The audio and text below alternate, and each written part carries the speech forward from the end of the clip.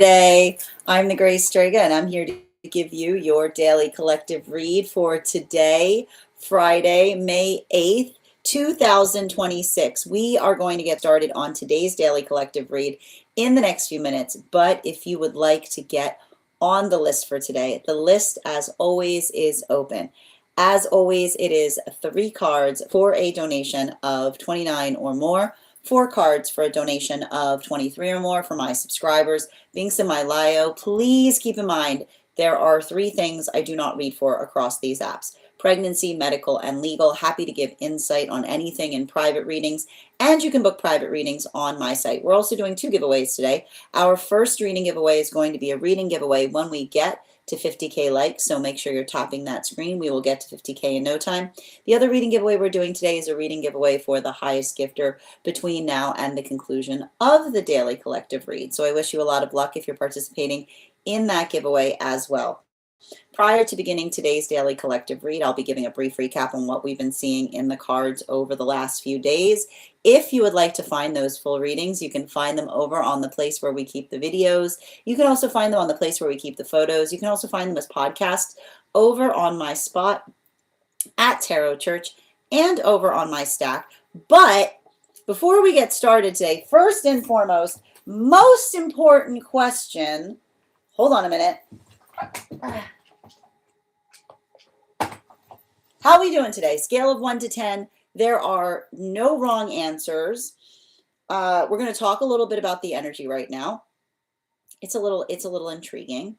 I'm also going to tell you a little bit about what we're seeing that's happening right now. So effectively, I feel like what we're basically seeing is another shift coming up in terms of a change in the relationship cycles. And the reason I'm seeing this, and I just kind of want to walk you through what we're experiencing.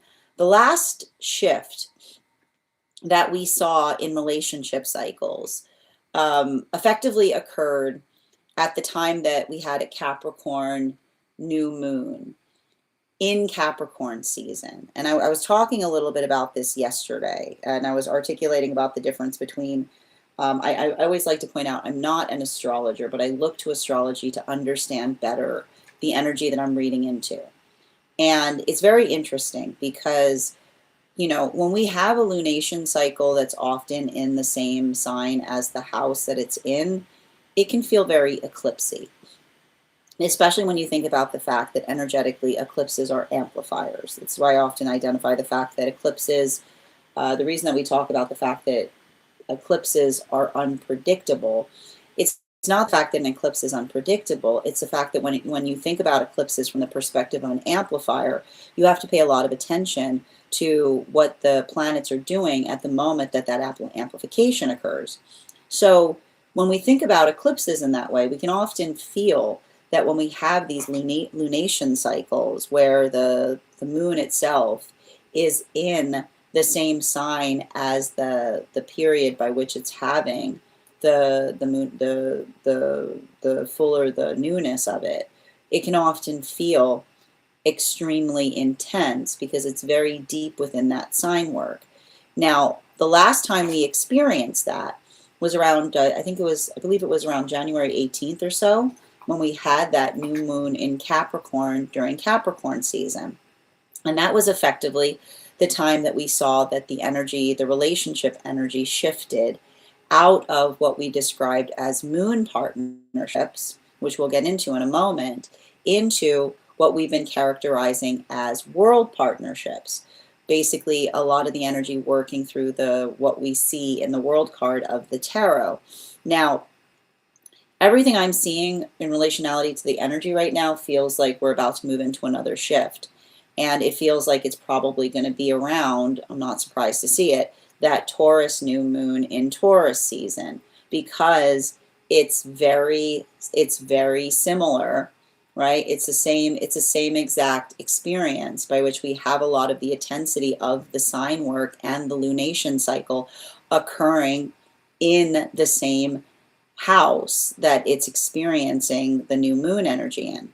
Now, what does that mean in relationality to what to expect going forward, it potentially means that there's going to be new lessons that are going to be the prioritization point of the relationships that are coming together at this time.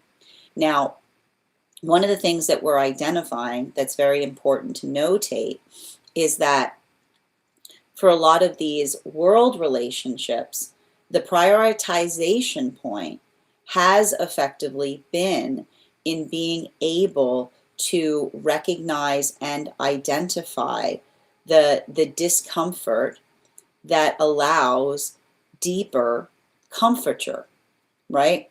The only way to expand our comfort zone is proportional to our ability to step out of one. Now but it doesn't, and it's important too, because when we do that work, the thing to focus on is proportional, not contortional. And what do we mean by proportional, not contortional? We mean that the way that we effectively grow is being able to take on a proportion of something that is different, but in a way that allows one to feel more comfortable as one does so, right? That's what we identify as something that feels supportive to the self, because it's not the space by which you're trying to abandon the self, right? You're not like trying to jump ship on the nature of the self in the process of changing, but the observation of the expansion that allows us to become even more of who we were before, right? And that's what's beautiful. That's what's beautiful about a healthy healing journey. It's not the space by which you're letting go of things, but the space by which you're taking on more. That's why you often hear words like expansion when you're coming into healthy healing, rather than avoidance or subtraction. And for a lot of the energy doing that work, it's not necessarily easy, right? I would not be surprised if you told me that you've been going through periods right now, particularly right now, right between now, this period of right now, this period that we're experiencing between that full moon energy that we just had in Scorpio leading into this new moon in Taurus energy. I would not be surprised right now if you told me that you're going through experiences that feel like shadow work central. Like, woo, you know what I mean? Like, woo. But here's the thing about it, and I need to stress this, right? We have to understand that a lot of the work that we see, that we navigate, has to do with the observation of feeling energetically fortified in the context of what it is that we are trying to do. And not only what we're trying to do, but our own ability to bring clarity to our own shadow work, right? Because that's what's beautiful. Like, isn't that beautiful when you think about the fact that when you're doing your shadow work effectively, you're shining light everywhere, right? Like, it's not the space by which one feels energetic. One does not allow the anxiety of the self to overcome the self, but it's the observation of being able to effectively integrate that allows one to be able to do something more effectively than one ever has before. So I wouldn't be surprised if there's a lot of the energy that's doing that work and taking on things, or, right, like coming into, like a lot of that work in terms of coming into the space of effectively tackling things. Like, I feel like it feels like tackle. Like the word is tackle. And I feel like the reason that the word is tackle right now is because, you know, when you tackle things, then it shows the fact that one isn't afraid to grapple, which is the work by which one is trying to get better at something in order to do something in a way that one has never done it before. Now, for the energy in solitude, I feel like this could be a time that feels like a lot of healing that may be potentially occurring right now. And the reason I keep on seeing that there may be a lot of healing is I would not be surprised if there's a lot of energy in solitude that are healing their relationship to anxiety, right? Because you have to understand, like, what do we understand or recognize as it relates to what anxiety is? Anxiety is often fear of a future that has not come to pass. And when you think about anxiety as fear of a future that has not come to pass, then you understand, and this is the irony of it, right? The irony of it is that the anxiety of the future that has not come to pass is resolved through through activation in the present, right? The way to resolve anxiety is by actively dissolving it in the present. And that's what's beautiful about it, right? When you think about it like that, then it creates the space by which you fortify the present. And I wrote a whole article upon the fact that this recent full moon was navigating through fortified energy in that way. So I feel like that's a lot of the energy. And I would not be surprised if there's something about this energy right now that feels like it's pushing in the right direction, because the other word that came through, and I just want to, like, it's been interesting because there's been like new words that have been coming up. One of the words that came through recently when we were reading for a lot of the energy in solitude was the word benefort.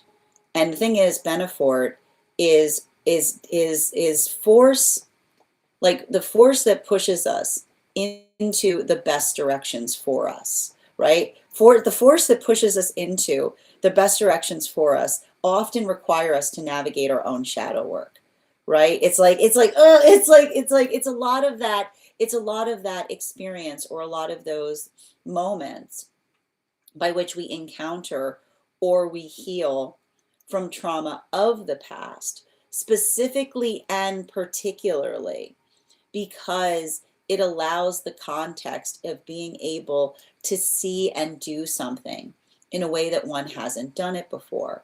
So we can see that for a lot of the energy potentially doing that work, that ability of being able to articulate or to expound upon something, and especially for some of the energy in solitude right now, I'm going to put it this way. It's not the fact that there aren't circumstances from the past that are energetically resurfacing, but it's the resurfacing that's happening in the present that is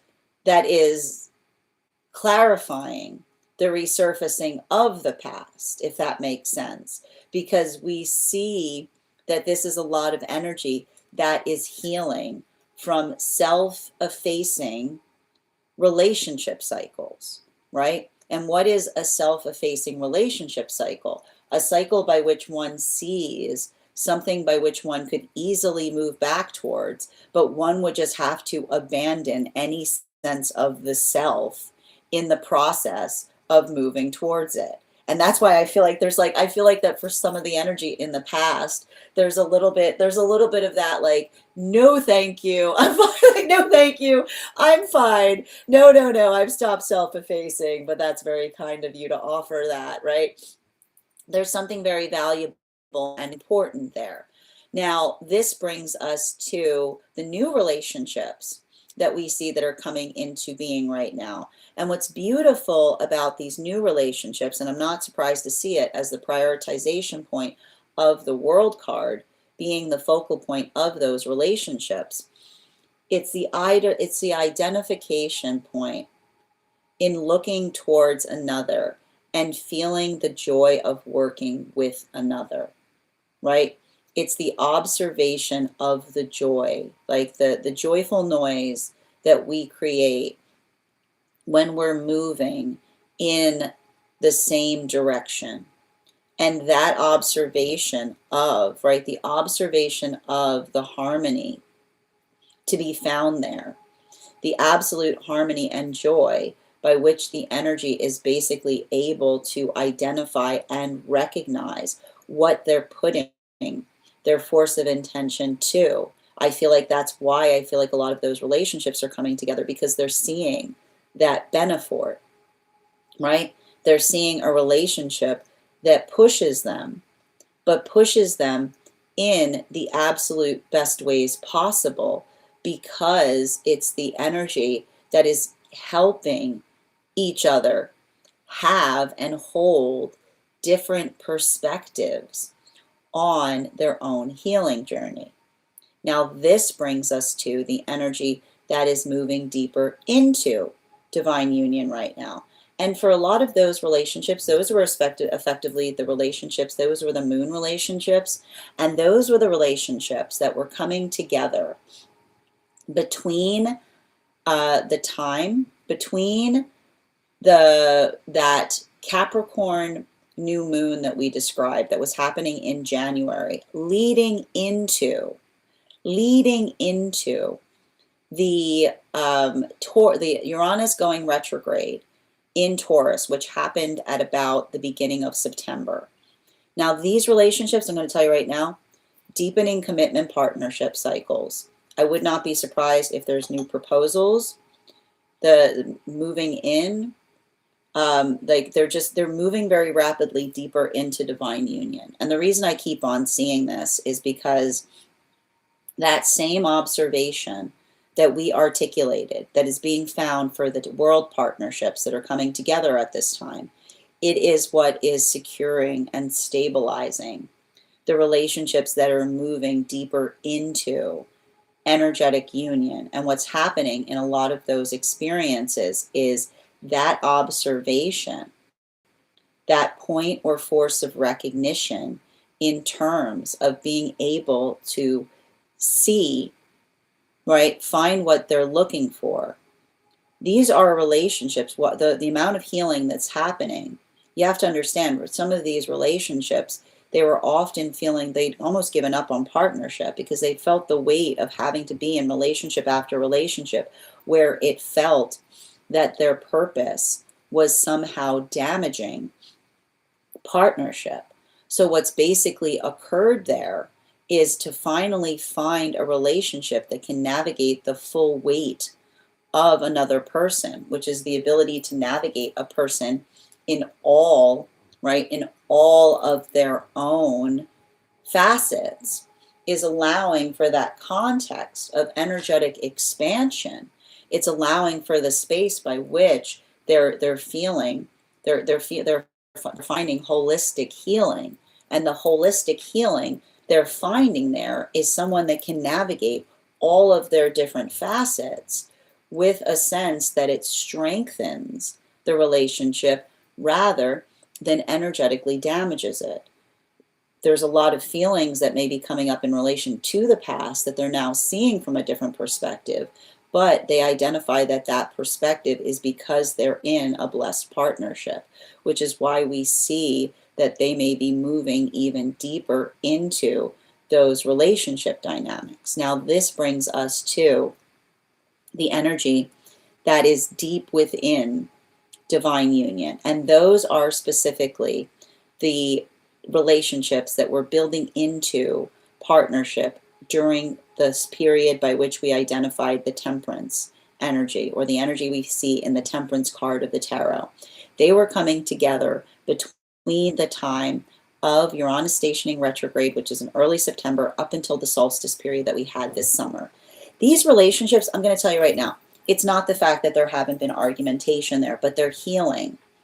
They're healing their relationship to argumentation, specifically because they're understanding that a healthy relationship provides ardor that becomes armor. And why am I saying that a healthy relationship provides auger that provides armor? Because when we're not fighting against one another, but when we're fighting with each other, we fight to be able to help each other see something with more clarity. And in the context by which we're able to see something with more clarity it allows us to do something in a way that's even stronger than the way that we did it before. And that observation, or that power of being able to fortify and stabilize, we see that for a lot of those relationships, it's not the fact that it has been completely smooth sailing lately. I would not be surprised if there haven't been situations or circumstances that have brought up the temper. But you have to understand that healthy tempering, and this is why we see that all of these planets in Aries is actually the ascension of Aries right now, because it feels very healing, because it's understanding that anger is never a problem so long as the anger is fortified with reason. If one is able to clearly see and articulate upon what bothers one another, then that is the temper that we bring forth, because on the other side of bringing our temper forth, something becomes even stronger. So I see that for a lot of those relationships, it's not the fact that there hasn't been tempering coming up, but it's healthy tempering. It's healthy tempering, allowing one to be able to weather something even more effectively. Now, that is where we find all of the energy prior to beginning today's daily collective read. But if you'd like to find that full reading, you can find it over on the place where we keep the videos. You can also find it on the place where we keep the photos. You can also find it as a podcast over on my spot at Tarot Church and over on my Stack. I would also encourage you to head over to my Stack to learn more about our next tarot class, which will be held on Thursday, May 21st at 6 p.m. PST, 9 p.m. Eastern. We will be continuing our studies into the tarot with a focus on the court cards in the Pentacle suit. If you would like to become a part of that tarot class program, all you need to do is head on over to my Stack and become a paid subscriber. Your paid subscription to my Stack is your ticket of entry into our live classes each and every month.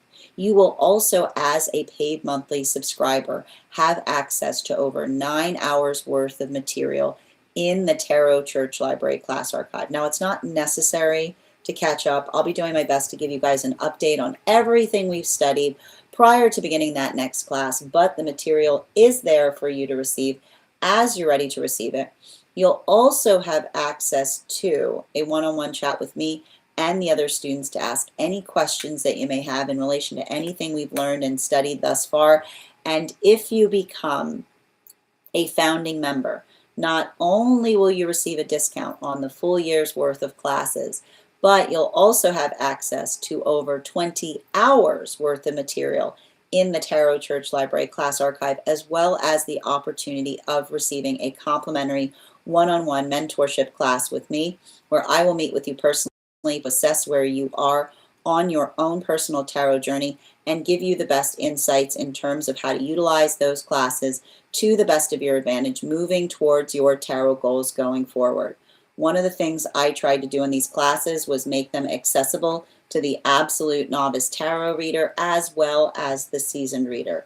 There's definitely something there for everyone. Don't let your lack of experience or your robust experience prevent you from joining us in these classes. And even if you don't become a paid subscriber to my Stack, I would encourage you to follow me there to stay up to date on any new offerings or services. I also post my mystic meditation articles there, which will let you know about any what we've been seeing in the lunation cycles. I just wrote one recently on this full moon that we've navigated. I'm going to have one out shortly on navigating this new moon we've got coming up, which will probably feel a lot like a full moon. Finally, I want to let you guys know that on top of my standard life path readings, I also offer mentorship classes. These are for any of my students seeking a more personalized educational experience with me. I take a very limited number of students for this reason, as those classes are focused on each individual's personal spiritual goals and journey work. Those classes can be purchased on an individual level or as a monthly class series, weekly or bi-weekly as your schedule permits. Also, for my students that are seeking more consistent weekly tarot support, I'm very happy to offer weekly tarot insight packages. That is a package of 4 30-minute readings, again, weekly or bi-weekly as your schedule permits, so that you can stay more consistent on your personal journey, as well as dream interpretation readings, which you can purchase per dream or as a series. If you purchase a series, I would encourage you to start to keep a dream journal, as we will meet weekly or bi-weekly with that journal and utilize the tarot to understand the key themes and messages coming towards you in the dream space. But let me know in the comments how this energy is impacting you personally, because it is going to affect everyone just a little bit differently. That said, we are going to get started on today's Daily Collective in just a few minutes. We do have several individuals who are on the list today who have priority, so we will be reading them before we get started on the Daily Collective. If you would like to get on the list for today, I am actually going to be putting, we are on a short time frame today, so I'll probably be taking maybe one more person currently on the list to be confirmed to be read today after the Daily Collective. Anyone else who gets on the list, I will do my best to get you a reading today, but if not, you will be read for tomorrow. It is 3 cards for a donation of $29 or more. 4 cards for a donation of $23 or more for my subscribers. Binks in my Lio. Please keep in mind there are 3 things I don't read for across these apps: pregnancy, medical, and legal. And also, please thank our mod, K. Megan, in for today. Kay, hope you're having an absolutely beautiful day. For those who are joining us across the other apps, you can also get on the list today via my tree that is Binks in my Lio. Please remember, if you're joining us on the place where we keep the videos, your paid membership there entitle you to the same benefits I've listed for subscribers. I would like to be able to start off during subscriptions over on the place where we keep the photos. I need your help with that, friends. I have to get to 10,000 followers there. I know it's a lot. 10,000 followers before I can offer membership. So if you take a moment to head over to the INSTA, give me a follow there. I will give you a affirmation from the Guide for the Advanced Souls. If you're already following me there, just share this live with 3 individuals, comment, share. It'll be happy to give you that affirmation as well. I'm going to take a few minutes to read over the comments that came through as I was reading. Dada, I hope you have an absolutely beautiful day at work today, dear, and thank you for stopping by. Starla, thank you for joining us. How you doing today, Bridget? Good to see you. Welcome, Track. Carlos, thank you for joining us. Grand Rising, Nicole. How you doing today, Blessing and Chua? Michelle, thank you for joining us. Track, thank you for the follow. I've got you on the list. I'm going to read the list now, Ava, for anyone who's on it. The list I have right now is Danae, Nicole, Bridget, and Ava. All 4 have priority, which means you'll be read for before we start the Daily Collective. Creative, thank you so much for those heart me's. You did make it just in time. I'm so glad to hear that's the case, Bridget. How you doing today, Creative? 5%, that's okay. 5%, we'll try to get you up there. We'll get that a little higher today, Track. Hi there, Bridget. Hopefully it stays. It feels like fresh start. It's going to feel like that, Ava. Grand Rising, Ryan. Hi there, Per. Good to see you today. Happy Friday. Welcome, Fritz. And thank you, Per, for sharing the live. Always appreciate when you guys share the live. Grand Rising, Denise. Thank you for recharging your heart knees. Those who are joining us over on the Clock app, please make sure that you're recharging your heart knees if you would like an animal spirit guide card on top of your 1 card. That's definitely an interesting way to look at anxiety. Anxiety can easily become a self-fulfilling prophecy, and that's why we see that that's the case. Thank you, Feel. And Live, Laugh, Love. How you doing today, Siobhan? Good to see you. Welcome, Dada. How you doing for those joining us over on the place on the INSTA? Hope you're having a beautiful day. Never too late for positive changes. 111, Ryan. Bridget, I also say that when somebody asks me how I am. I say I'm living, laughing, and loving. That's great, Bridget. I'm living on Xanax in a prayer. It's amazing. Absolutely. Me and my big bus bar against the world, sending you support on that, Ryan. Absolutely. And Dada, thank you for sharing the live. Always appreciate when you guys share the live. How you doing today, K. Megan? Good to see you. Just in time. So good to see you today, dear. Grand Rising, Ella. Good to see you as well. My friends, we are going to get started on personal readings that have priority before we get started on our Daily Collective. First person we are reading for today is, the first person I have on the list for today is actually Bridget. Thank you, Bridget, for your patience. I know that you, and for holding your reading today. If you could let me know if you would like a general reading or if you have a specific question you'd like me to answer. And if anybody else wants to get on the list today, you will be the 4th person read for. 3 cards for a donation of $29 or more, 4 cards for a donation of $23 or more for my subscribers. Links in my bio. Please keep in mind there are 3 things I don't read for across these apps: pregnancy, medical, and legal. Happy to give insight on anything in private readings, and you can book private readings on my site. And just a reminder to those who are super fans, if you are a super fan, you can have access to the Disco where you can post any information that you feel is relevant for the purposes of our reads. And if you are not a member of the Disco but have information that you would like to share with me that is relevant, you can include it in the notes when you send the donation. You can also post it in our subscriber-only Disco channel in the appropriate channel. And before we continue with Bridget's read, let's warm up those intuition muscles with an intuition check. I've got the Animal Spirit Guide card here. We're going to count back from 10, and when we get to 1, I will reveal the card. 10, that's correct. I will say, yep, Dandy, I've got room on the list today, potentially for 1 more person. You'll be read for once we finish the Daily Collective. 10, 9, 8, 7, 6, 5, 4, 3, 2, 1. We got the eagle. Thank you. We'll be doing that again after the Daily Collective. And I am going, and thank you so much, Dandy, for getting on the list. You will be the 5th person read for today and the 1st person to read for after we complete the Daily Collective. If anybody else wants to get on the list right now, you will have priority tomorrow. I'll do my best to read for you today, but we're technically going to have the list to be closed. Hi there, Phil. I dropped the 300 sunset. I have patience. Tell me or invite me. So the way it works, so Phil, in order to get on the list with a gift, the gift equivalent to get on the list is actually, it's actually a meteor shower. So if you want to drop a meteor shower that gets you on the list is technically closed today. I'm going to see if I can get to anybody who gets on after this today, but if not, you'll be read for tomorrow. We are doing a giveaway where the highest gifter will also be receiving a free reading between now and the conclusion of the Daily Collective. So if you'd like to participate in that, that's what that gift donation would go to. I hope that helps to clarify. And thank you so much for that gift, Phil. All right, let's continue right now. And I've got Bridget's message here. Outside tea. So tomorrow, okay, so it's interesting. Tomorrow is going to be a little bit different than typical. So because we might be doing a locational read. So I'll probably, I'm hoping to get on tomorrow, potentially around 1 p.m. But if you'd, like I said, if you'd like to get on the list today, I can try to accommodate you today.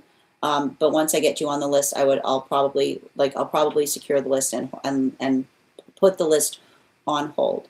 So if you want to have the reading today and you want to send that gift, I'll do my best to accommodate it today.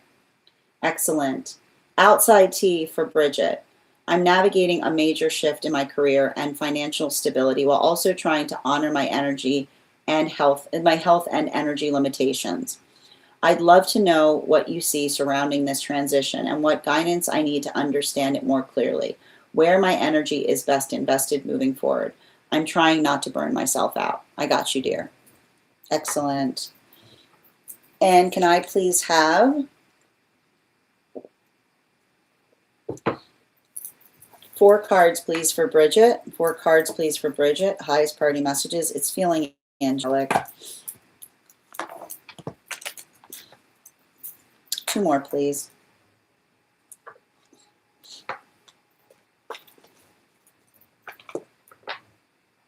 And 1 more.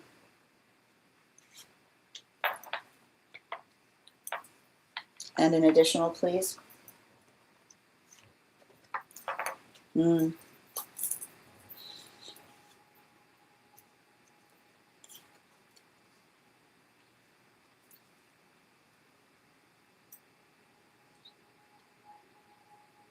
I keep on seeing a circumstance or situation by which I find you following your bliss more.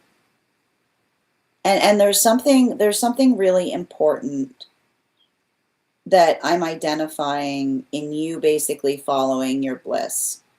And it has to do, the best way I can describe it is I feel like I see you going through um, some kind of healthy shedding period where you're looking at something and you're saying, like, I don't really need that, right? I keep on seeing, and I want you to kind of like, I want you to write down something that I think that's important. Um, and it has a bit to do with the reading that we were having yesterday, which is like, pay attention to the energy that is housed in certain objects, is what I'm getting. Like when you hold something in your hands, does it lift you up or does it weigh you down? Because there's something about navigating that uplift right now. And I keep on getting, there's something I'm almost seeing in relationality to your guides and working into the context of your guides in terms of being able to navigate a certain quality of playfulness is what I keep on seeing. Because when we're working through balance, right? Like when we're working through balance, it doesn't require us to always be in the same frequency, but it requires us to be able to navigate what we need to reach that baseline. So I want you to think about, and it's interesting too, because I feel like it's coming through a guide to say, in all things, think about what that baseline is. Like what is that energy? Like what is that force or energy that's going to create the sense or the space of you being at a certain even keel, is what I'm seeing. And it's interesting too, because it feels like it has a little bit to do as well with that disappearing and reappearing stone that we were talking about, right? Because it's interesting too, because there's something to be said about the fact that it feels like one of your guides is not only trying to heal your heart space, but they're trying to heal your heart space by bringing a sense of playfulness into an environment, right? The space or the place by which another person is like, by which an energy is trying to articulate that what will heal your heart space is a sense of play, or bringing a sense of play into things. That's why I almost see that there's something about that that feels somewhat playful, specifically and particularly because it articulates the difference between the way that I see that you're cleansing, right? The way that you're cleansing your energy right now is being able to be in the vibration that is simultaneously and similarly playful with you and to you, that allows you to be able to do something with a sense of delight instead of a sense of dread. And so I feel like that is really important. How do you, remember, delight is the purifier of dread, because when we're doing something in a delightful way, we don't dread doing it, but we look forward to it. So, and I know that you're articulating upon this being a reading focused upon financial and career, but I see, like, they're almost showing me that this is at the heart of that work, right? Even in the space by which I see you letting go of something that you used to, like something that used to delight you, that no longer serves you in that way. but reimagining it, right? I just keep on hearing, think about the fact that you're not letting something go. You're in the process of reimagining how you can do something in a way that is delightful to you, rather than in the space of feeling dreadful for you. And I think that that sense of delight that you bring to others is the gift, right? Because it's that same delight and exuberance that allows another person to feel excited to energetically work with you. Bottom of the deck on this reading, yeah, there's that Emperor card. And the hard thing about it is, I feel like the hardest thing I'm seeing for you right now is having to it's having to hold some healthy boundaries around things. Oh my gosh. And what I mean, like holding healthy boundaries around things, like the thing I almost identify that I see that you're having to do is, I feel like you got this, like, the thing is, when energy is like yours and very good at navigating responsibility, the word that you have to get very good at is no. And I think you know that. Like it is like, and when I say, like, you have to honor your no right now, the hard part is, it's, to me, when I see energy like this for you, it's like, it's not for you. It's not about having to find an opportunity. It's having to hold a boundary on an opportunity, right? It says to me, and that's the thing about it, like when another person is a delight to work with, then the space by which another person is constantly coming towards you with opportunities or offerings, I feel like a lot of that work is you having to say, I like it, like, this is what I'm comfortable with, right? This is what I can do. And I like to point out, this is what I can do is often a good way of saying to another person, this is what I want to do, which is the space by which another person is respective of that and doesn't push on that. Because all you need to know, right? All you need to know in relationality to articulating to another, like, what is possible, right? That then if there's a situation by which another person is not receiving what you're offering with a sense of gratitude, well, there it is, right? There's the source of the exhaustion in your life. Because when we're offering things to each other, the only sound we should hear is thank you, not I need you, or nothing that comes towards us with a sense of desperation. Because the thing about it is, and I feel like this is how you're recognizing and healing, there's some energy that are always desperate. And you know what I mean by that. That's not, and I keep on getting, that's not to say, and you know what I'm talking about, that, and your guides are clear on this, it's not to say that there aren't moments or opportunities by which another person is genuinely in a state of crisis, rather than energy that perpetuates a state of crisis around themselves, and it feels like that crisis is ongoing, right? It's like everything is perpetually in crisis because they're not navigating their own anxiety effectively. So I feel like this is you getting proportional, not only in helping your own anxiety, but not taking on the anxiety of others, particularly others that are in a perpetual state of crisis. Thank you so much for having that reading with me, dear. And if this message connected to you as well, it's very, very common for those who need these messages to be here to experience them. We are doing personal readings who have priority before we begin the daily collective. We offer anyone who gets on the list before I go live always has priority, which means you'll be read for before we start the daily collective.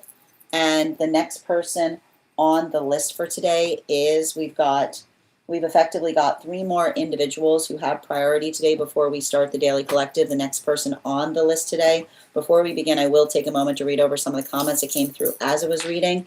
If you would like to get on the list today, I have room on the list The list is closed today, but if you get on the list today, you'll have first priority tomorrow, which means you'll be read for before we begin the daily collective. And if you're on the hold list and would like to secure a spot for tomorrow, just let me know. Just let me know what the date that you were put on the hold list. I'll be happy to add you to the list as well. You're dying typos, no problem. Yep, absolutely. The list is closed today, K Megan. I mean, I'm going to try to offer as many readings as I can, but I am on a short timeline today, so I just want to make sure that I'm navigating it effectively. Oh, no problem, Ava. I'm glad that you're getting some rest. My bliss would be what we talked about. Yep, absolutely. But this is also experiencing, like if that's the case, potentially having some kind of opportunity that gets you out in nature more, right? Not to say here's the thing about it, and I want to point this out, that's not to say that there isn't money in it. It's finding an opportunity that would allow you to be in that environment that would also potentially be able to provide for you. Yeah, Bridget's got some magic stones right now. The finder of lost things. Yeah, stop it right now. I just found one. You see? Let that be confirmation. Oh, you're going through belongings as well, Ella. I love that. Hi there, AI. These are donation-based readings, so if you would like to get on the list, you can do so. The list is closed today, but if you want to get on the list for tomorrow, you'll have priority, which means you'll be the first person read for before we start the collective. Oh, it slipped through your fingers again. Now it's, oh my God, you see what I mean? There's that playfulness that I was talking about. I told you. Yeah, oh, you did. Yeah, I'll read can you please confirm where you sent the donation, AI? Just the initial, don't put the full name, so I can find you on the list. Yep. That makes so much sense. My friend always is in mid-crisis when she calls. Thank you for also receiving that message. Yes, absolutely. Yeah, is there high anxiety levels today? Apparently you guys were talking about it. Well, it's interesting because I feel like it's not the fact that there aren't high anxiety levels. I feel like it's energy that's not allowing high anxiety to get to them. Absolutely. All right, we're going to continue right now. The next person on the list for today is Danae. Danae, if you're here. Okay, so when you say, so AI, I need to be clear. You said you sent yesterday's live using the same profile. I need you to clarify what you mean by saying you sent it in yesterday's live. Are you saying that you sent like the donation payments occur through outside sources for readings? The only thing that gets you on the list for a donation reading is a meteor shower, not just any gift. So I don't recall receiving a meteor shower from you yesterday. I can go back into my history to confirm that before we continue right now. So I just want to be clear to make sure that you understand how the readings work here. I believe we were talking about it yesterday. So either you sent a donation through one of the sources that are found in my tree that is Binksonate in my Lio. And if you did, I just need you to give me the initial where you sent the donation. And if not, the only other way to get or secure a spot on the list is by sending a meteor shower. So if you could confirm which one of those occurred. But I will say that yesterday I do not recall, and I had moderators here as well, I don't recall having received a meteor shower from you. I can go back into my own files to confirm that. So I just want to confirm this before we continue with the readings. Absolutely, and thank you for reposting, HE. How you doing, Creative? Good to see you today. Excellent. All right, looking for insight, creative, looking for insight from spirit team on what's happening between me and this man. I feel that in my soul, creative. All right, before we continue right now, let's warm up those intuition muscles with an intuition check. Okay, I've got the animal spirit here. We're going to count back from 10, and when we get to 1, I will reveal the card.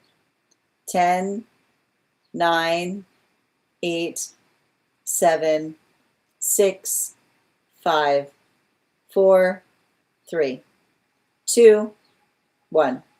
We got the otter. We'll do that again after the next reading. It's okay. It's totally okay, AI. I just wanted to confirm that.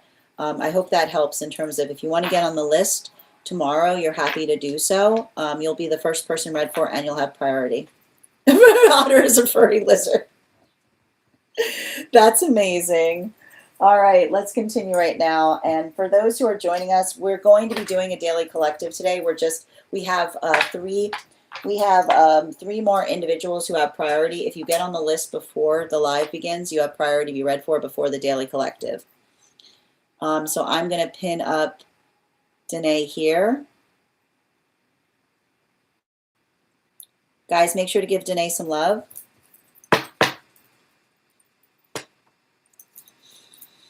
Four cards. Highest priority messages.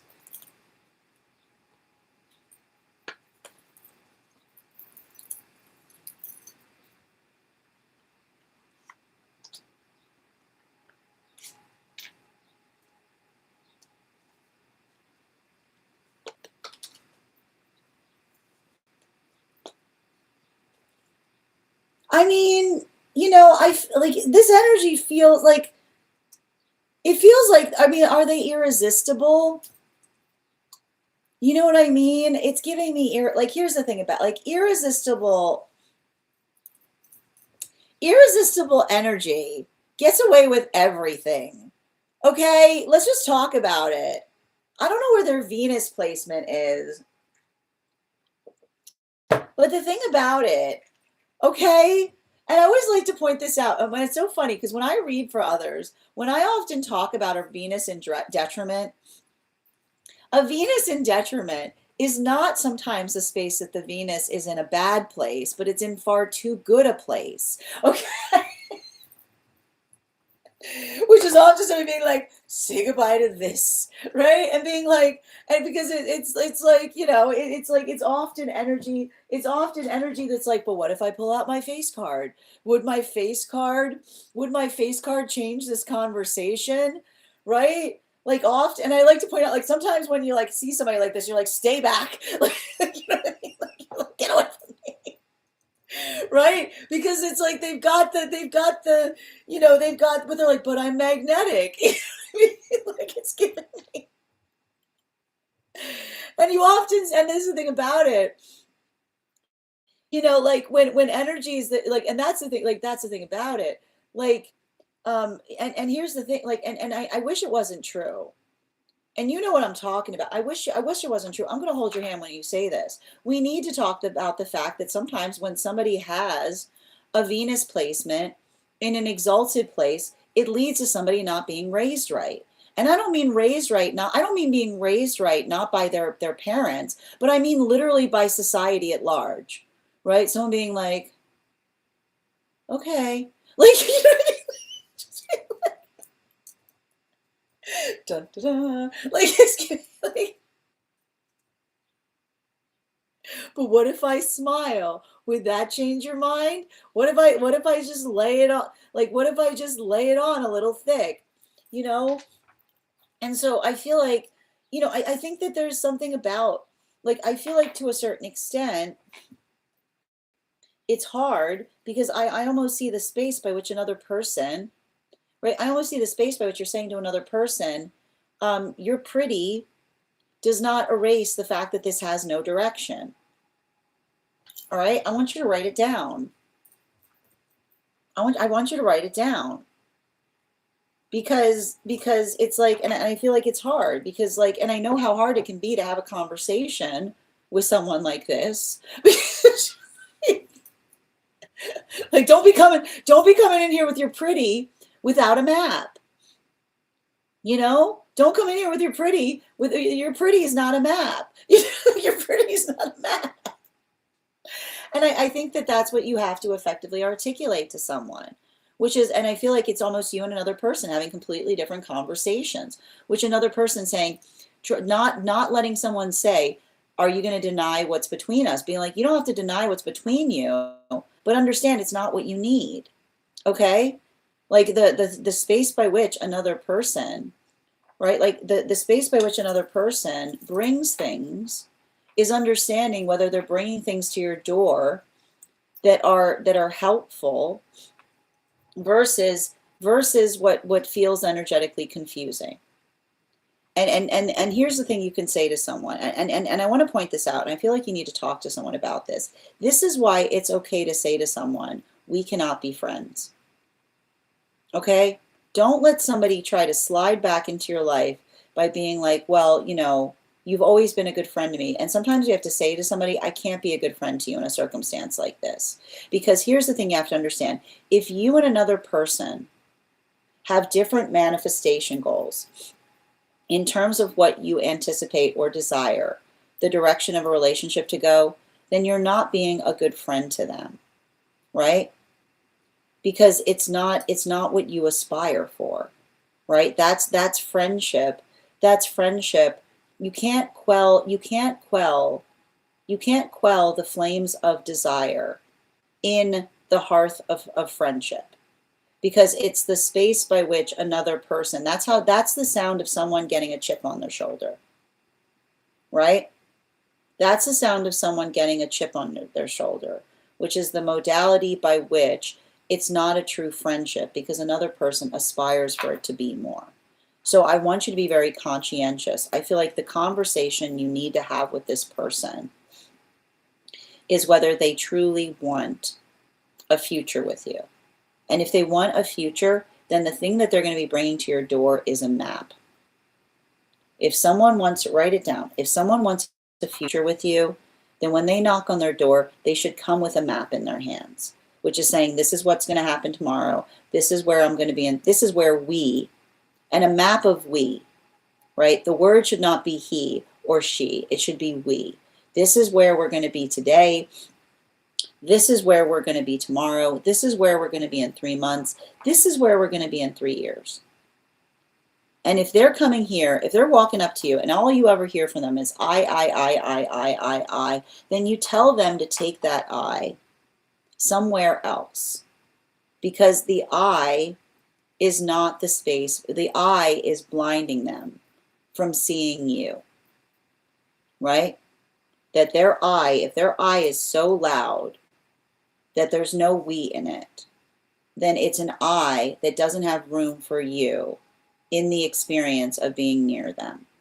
So make sure, right? Make sure that you're having those conversations from the future. And if they sigh and they say you're doing it again, you say, you're right, I am doing it. I'm going to do it again till the cows come home. Because the cows come home. Where do the cows go home?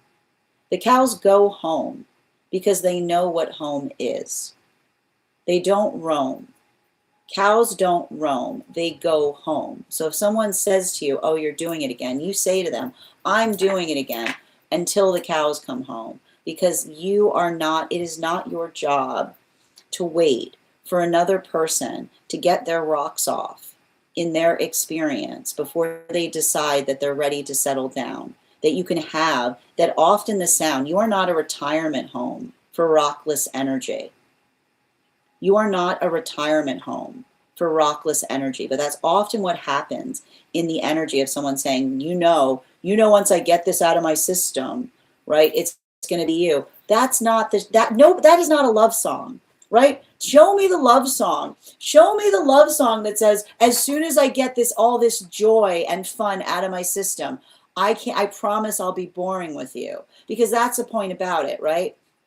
If they look at an experience with you as something that does not integrate the space by which they're going and doing things with you, I feel like you have to say to somebody, together or not at all. Right? Together or not at all. And that doesn't mean you're being codependent. Right? That doesn't mean that you're saying to another person, I have to do everything with you. But if they're not taking you in consideration with the plans that they're making in the future, then that is all the closure that you need to see from another person. Bottom of the deck on this reading. Yeah, especially with this Temperance. I miss you is not, I want the same things as you. Right? Don't let somebody articulating the fact that they can't stop thinking about you. Right? That's literally somebody with a mismatch. And I like to point out, somebody with a confused energy would rather literally believe that somebody has some kind of magical power over them than recognizing the difference between what their heart longs for and what their head is telling them. Right? Like the space by which another person says, "What have you done? You've captivated me." No, you haven't done anything to that person. That's somebody who will not accept the fact that they understand that they need to embrace the way that they feel about you. And I've seen this a million, energy, there is literally energy that would rather, energy that is not in control of their feelings, when they recognize the fact that they have feelings for someone, would rather like to articulate that another person has done something to them than accept the fact that they have them. And don't let somebody do that for you for an instant. Don't let somebody try to articulate that you've done something, because that is immature energy right there. Right? Immature energy would rather create a fabrication of the fact that you're doing something to them than accept the fact that they have feelings for you. So make sure that they're being clear in terms of what it is that they're bringing to you. And I keep on seeing this. What they need to have with you is a conversation. If they're not willing, and you know what I'm saying, a time away is not a chalkboard erase moment. It's a bookmark. It is not the space, no fresh start in an old relationship. No new relationship energy that has occurred in the space by which someone continues to put distance so that they can continue to perpetuate a cycle, but by which when things finally start to get heated up, they energetically disappear again. Thank you so much for having that reading with me, dear. And if this message connected to you as well, it's very common for those who need these messages to be here to experience them. We are doing personal readings right now. If you would like to get on the list, today the list is closed, but you can get on the list for tomorrow, and you'll have priority, which means you'll be read for before we start the daily collective. Next person on the list for today is, I'm going to take a moment to read over some of the comments that came through as it was reading.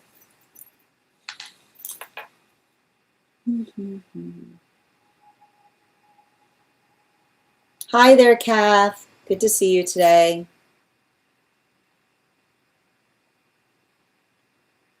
Cancer, I trust me. I know Cancer. We need to have a support group for those with their Venus and Cancer, man. Yep, absolutely. It's rough on those streets for those with a Cancer and Venus, or their Venus and Cancer. I can't stand. I get it, dear. I totally get it. Yeah, that's me. Thank you, Bridget. Venus in Pisces. And that's listen, Venus in Pisces. The only thing rougher than a Venus in Cancer is a Venus in Pisces, because Venus in Pisces, man. And here's the thing about it. Venus in Pisces, the minute Venus in Pisces heal is when they start telling people what they are to them. You want to start healing. If you've got a Venus in Pisces issue, start telling people who they are to you. I'll wait. Right? It doesn't hurt people's feelings to tell them what they mean to you. Right? And here's the thing about it, right? This is often what I see between the difference between and here's the thing, Venus and Pisces almost attract Venus and Cancer. Like Venus and Cancers attract Venus and Pisces, because Venus and Cancers learn that love does not mean the door's always open. I said it. Okay, I said it. I said it. Venus and Cancers need to learn that that caring about someone does not mean the door is always open. Someone's got to wipe their feet before they can come in, right? And that's usually when those with Venus and Cancers heal. And Venus and Pisces, they start to heal when they learn it doesn't hurt anybody to tell someone exactly what they mean to you. In fact, that is how you establish healthy boundaries, right? You want to get rid of all that obsessed energy around you. Start being clear to others about who they actually are to you and what they mean to you. State your business. Exactly. Venus in Sag need to understand that plans do not destroy things, right? That you can still be spontaneous, but while at the same time knowing what is happening or what one can expect. Yeah, thank you guys for supporting each other in these messages. Thank you as well, Creative. Yeah, pretty privileged for real. Here comes the smolder, exactly. Yep, I don't know who that is, but post a picture on the disco. Bridget. Yeah. Efren, thank you for the roses. Yeah, personal reads. I'm bad with names though, so I probably know them. I just don't know their name. I've heard we were having a party. Thank you, dear. Yep. I love it. Putting it on right now. Excellent. Yeah, make like a cow and go home. Are we comparing? No, it's not that we're comparing. It says it actually feels to me like you're having to say to someone, if it's like them saying like this again, being like, yeah, this again and this again, because this is the point. Oh, I'm okay with just streaming it. Yeah, cycle continues. Know the feeling. Yeah, absolutely. Well, yeah, exactly, Ryan. Venus in Gemini, Venus in Gemini, different isn't always better. Sometimes different is worse. I know. I do need to yell it. They need to hear it. Lorena, thank you for those heart me's, guys. Please remember to recharge your heart me's if you're looking for, if you'd like an animal oracle card on top of your one cards. The next person we're reading for today is Nicole. Nicole, if you're here, can you respond in all caps? Let me know if you'd like a general reading or if you have a specific question you'd like me to answer. And what's going on with your throat chakra? Jeez Louise. Okay.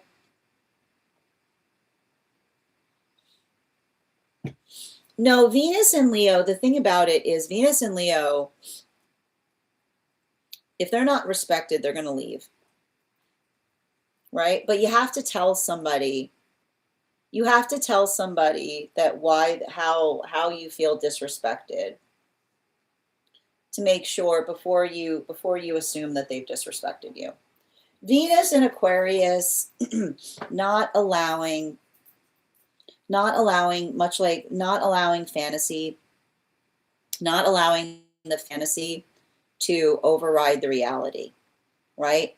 So not creating the space by which, not creating the space of getting so caught up in terms of what one thinks one's happening that one can't see the reality of what is actually occurring, right? It's not enough to be able to like intuit that somebody cares about you if they're treating you like absolute garbage, right?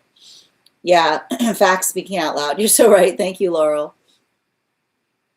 Oh, the live glitched. Oh, that's fascinating. Oh, very interesting, Ryan. I don't even know what you missed. All right. And the next person we're reading for is Nicole. Me, I'm safe because I'm Venus. I'm safe because I'm a Venus in Pisces. Here's the thing. Every Venus placement is safe so long as they're doing the work to heal the Venus placement, right? And listen, those with Venus in Pisces often have a lot of what can be described as obsessed energy around the self, but it goes away when one recognizes it doesn't hurt another person's feelings to tell them exactly what they mean to you and who they are, right? You have to work extra hard in having boundaries, much like those with Venus and Cancers. All right. Combined with my Aquarius and Aries stellium, it's rough, and I will chase shiny things for far too long. I get it. I'm going back on YT because it was when you yelled about Venus in Cancer. Oh, yeah. I was yelling that with Venus in Cancer that just because you care about someone doesn't mean you let the doors always open, right? It's not. It's sometimes care is saying like I care about you, but you have to wipe your feet. If another person can't wipe their feet before coming in, then that doesn't mean that you don't care about them less, but you have to care about yourself with the same proportion. It's hard. All right, we're going to continue right now. Next person, second call for Nicole. If Nicole is not here, the next person on the list today is Ava. Ava, if you're here, can you respond in all caps? Let me know if you'd like a general reading or if you have a specific question you'd like me to answer. And I've got you here. Thank you. Yep, I got you, dear. And before we continue right now, let's warm up the intuition muscles with an intuition check. 10, 9, 8, 7, 6, 5, 4, 3, 2, 1. We got the cat. We'll do that again after the next reading. And I'm going to pin up Ava. Make sure to give Ava some love. Is this inside T or outside T, Ava? Oh, outside T, thank you. I feel like I'm going through an energetic shift. It almost feels like a Saturn return, but I still have a few years until mine. A lot of aspects of my life no longer fully resonate with me, and I've been feeling unsatisfied. I feel drawn to go through a complete reset and build a new foundation from the ground up. Two cards on my aura and the energetic changes I'm currently experiencing, and two cards on what will help me to create long-lasting changes aligned with my purpose.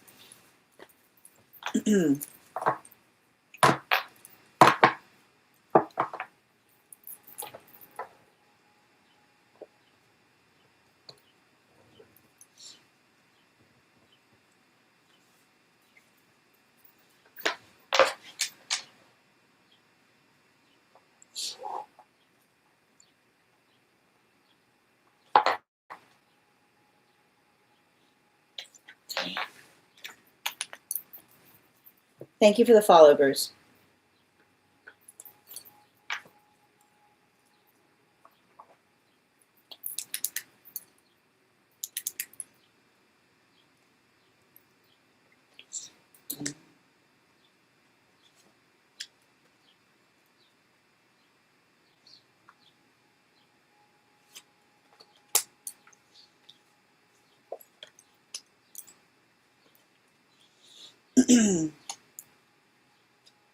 Wow.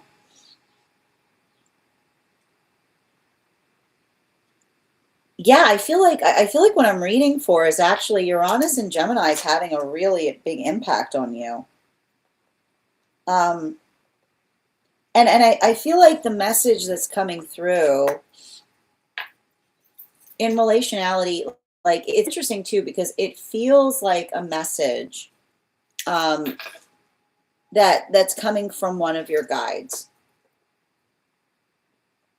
And the thing about it is, and I feel like this is basically a big message that feels like it feels like it's been coming through ever since Uranus moved into Gemini from Uranus and Taurus, which is to say, the difference between being in a harmonic relationship and a relationship that feels like it's in perpetual turmoil is identifying and recognizing what it feels like to have mutual manifestation goals, right? And I want you to think about that to a certain extent. Like, the universe is very generous, right? The universe will give us stuff that we desire. But the question is, it's not about what we have. It's about what it feels like as we grasp something, right? And the thing about it is the difference between holding on to a relationship that feels like it's sublime is that when we hold on to it, things move more quickly, right? Like it's almost like the space by which one prepares for a lot of that energetic motion. But often what you identify with a relationship in turmoil is holding on to something, and it feels more like you're dragging another person along, right? You're dragging them into this, you're dragging them there, you're dragging them here, there, and everywhere. And the reason you feel that drag is because it's the observation or the understanding of feeling or experiencing something, but not only feeling and experiencing something that frustrates, but feeling and experiencing the weight of another person who would rather not, right? And it's often those experiences that we navigate that feel like they vex and frustrate, that potentially articulate what feels, that helps us understand the valuation of what it is that we're working to let go upon. And so I feel like I see a lot of that energy there. I feel like I see a lot of circumstances and situations by which you're getting your bearings more. And the thing about it is, and we sometimes I feel like this is what I see that you're getting better at. You're getting stronger at having more of an open hand approach to things, which is basically the modality or the experience by which of another person, like I almost see it like the space by which another person isn't sure about something. Like I don't see you perseverating over it. I see you almost kind of just being like, all right, if anything changes, let me know. And then just like I see you be like, boo, boo, boo, like you just kind of going on, right? You just going on with your like your blissful self to a certain extent. Um, and I think it's interesting too, accent. And I feel like there's something really important about that because I feel like I see you like taking a lot of that energy that you used to worry about in relationality to like why. And here's the thing about it, I keep on hearing from one of your guides, there's nothing weirder. There's nothing set like there's nothing more upsetting than having to spend a profound amount of time in wondering why someone's being weird. You know what I mean? But because especially when you recognize that trauma makes us weird, but when we're healing our trauma, our weird becomes a delight for everyone and everything around us. You know what I mean? Like I feel like this is almost an experience where I see you. And I feel like your guides are really proud of you because I feel like I see a situation by which you're coming to own your weird in ways that aren't you've never done before. And I like to point this out. Like owning our weird fixes everything. Because once we own our weird, we're like, oh no, that's my weird. No, that weird right there. No, that's my weird. Yes, that's my weird. No, that's not my weird. That's your weird. I know my weird. Okay, like I know my weird. And I feel like I see you doing that in some way.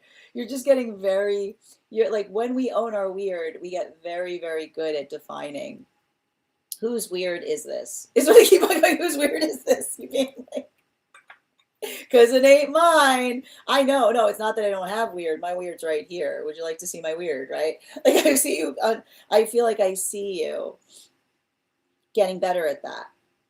So that's why I see a lot of these energetic changes that are experiencing. And I'm getting here too, that there's an even deeper impact on that in the space by which, I want to describe, it's not really so much that the energy's changed, but I just feel like I see you being like much less invested, like not like much less invested in trying to figure out another's weird. Because, and I like to point this out, when you recognize that trauma makes us weird, when we're not healing it, because even though we describe the fact that we don't like it, we just look to replicate it. You know, like there's that person that despises their past, but then they refuse to let go of it, right? They are like, you see the self-hate. When you understand and recognize the self-hate that perpetuates in a cycle like that, by which another person articulates how much they despise everything and everyone, because of what happened to them in the past, but then every time someone comes close to them, they just try to replicate the past experience, like through another, and you realize that the hate that they feel is because of unresolved feelings that they're putting on everyone except the energy that truly deserves it. I feel like I see that there's a lot of that type of work that you're looking to release there, because I feel like I keep on hearing a message from your guides to say you recognize that had nothing to do with you, right?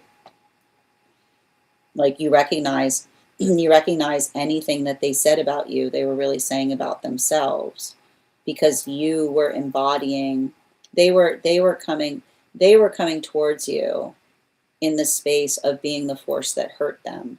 So anything they said to you, they were really saying to themselves in the context of you.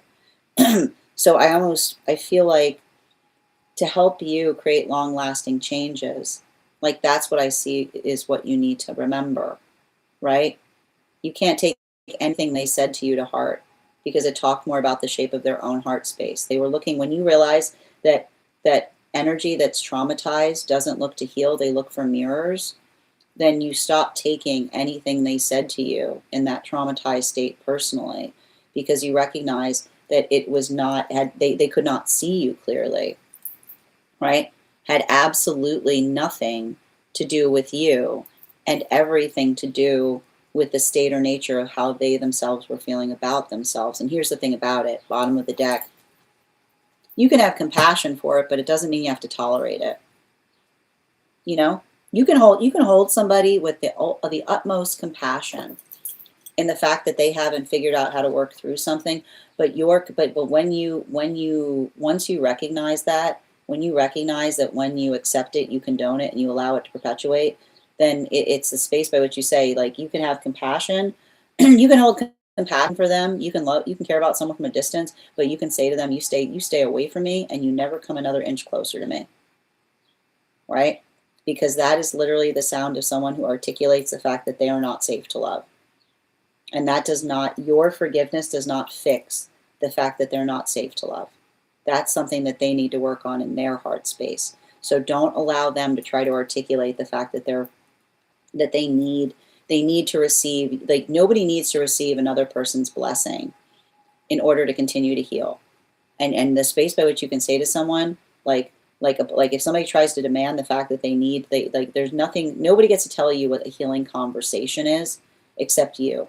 And remember, when somebody says, I need something for closure, nobody needs conversations for closure. But often energy that does not want to heal will try to articulate the demand for a closing conversation because they're looking for an opening. Thank you so much for having that reading with me, dear. This message connected to you as well. It's very common for those who need these messages to be here to experience them. We are doing personal readings right now. If you would like to get on the list is closed today, but you can get on the list for tomorrow and you'll be the first person read for. You also have priority, which means you'll be read for before we start the daily collective. Next person on the list for today, second call for Nicole. If Nicole is not here, we will get started on the daily collective. I'm just going to take a moment to read over the comments that came through as I was reading. XZ, thank you for the follow. Hardy P, thank you for those gifts. Thank you, Nicole. I can send you a link to it. Bruce, thank you for the follow. I figured, first of all, I don't want you to stop. You got to stop speaking to yourself like that, Nicole. I don't want to hear you. I won't have you talking to yourself like that in this room. Yep. No problem. That's fine, Nicole. And again, you know your reading isn't going anywhere, so no stress. Hi there, Mamo. Thank you for being here and sharing the live. Yes, when we own our weird, we arrive. Tap to claim. How you doing today, Helen? And Mamo, thank you for sharing the live. Ruffles, thank you for the follow. Yeah, you had a lot of partners projecting things. Not anymore. I feel like that cycle has closed. And thank you, Hardy, for those roses. You're so welcome, Ava, and thank you for having this reading with me and sending you so much support on your journey.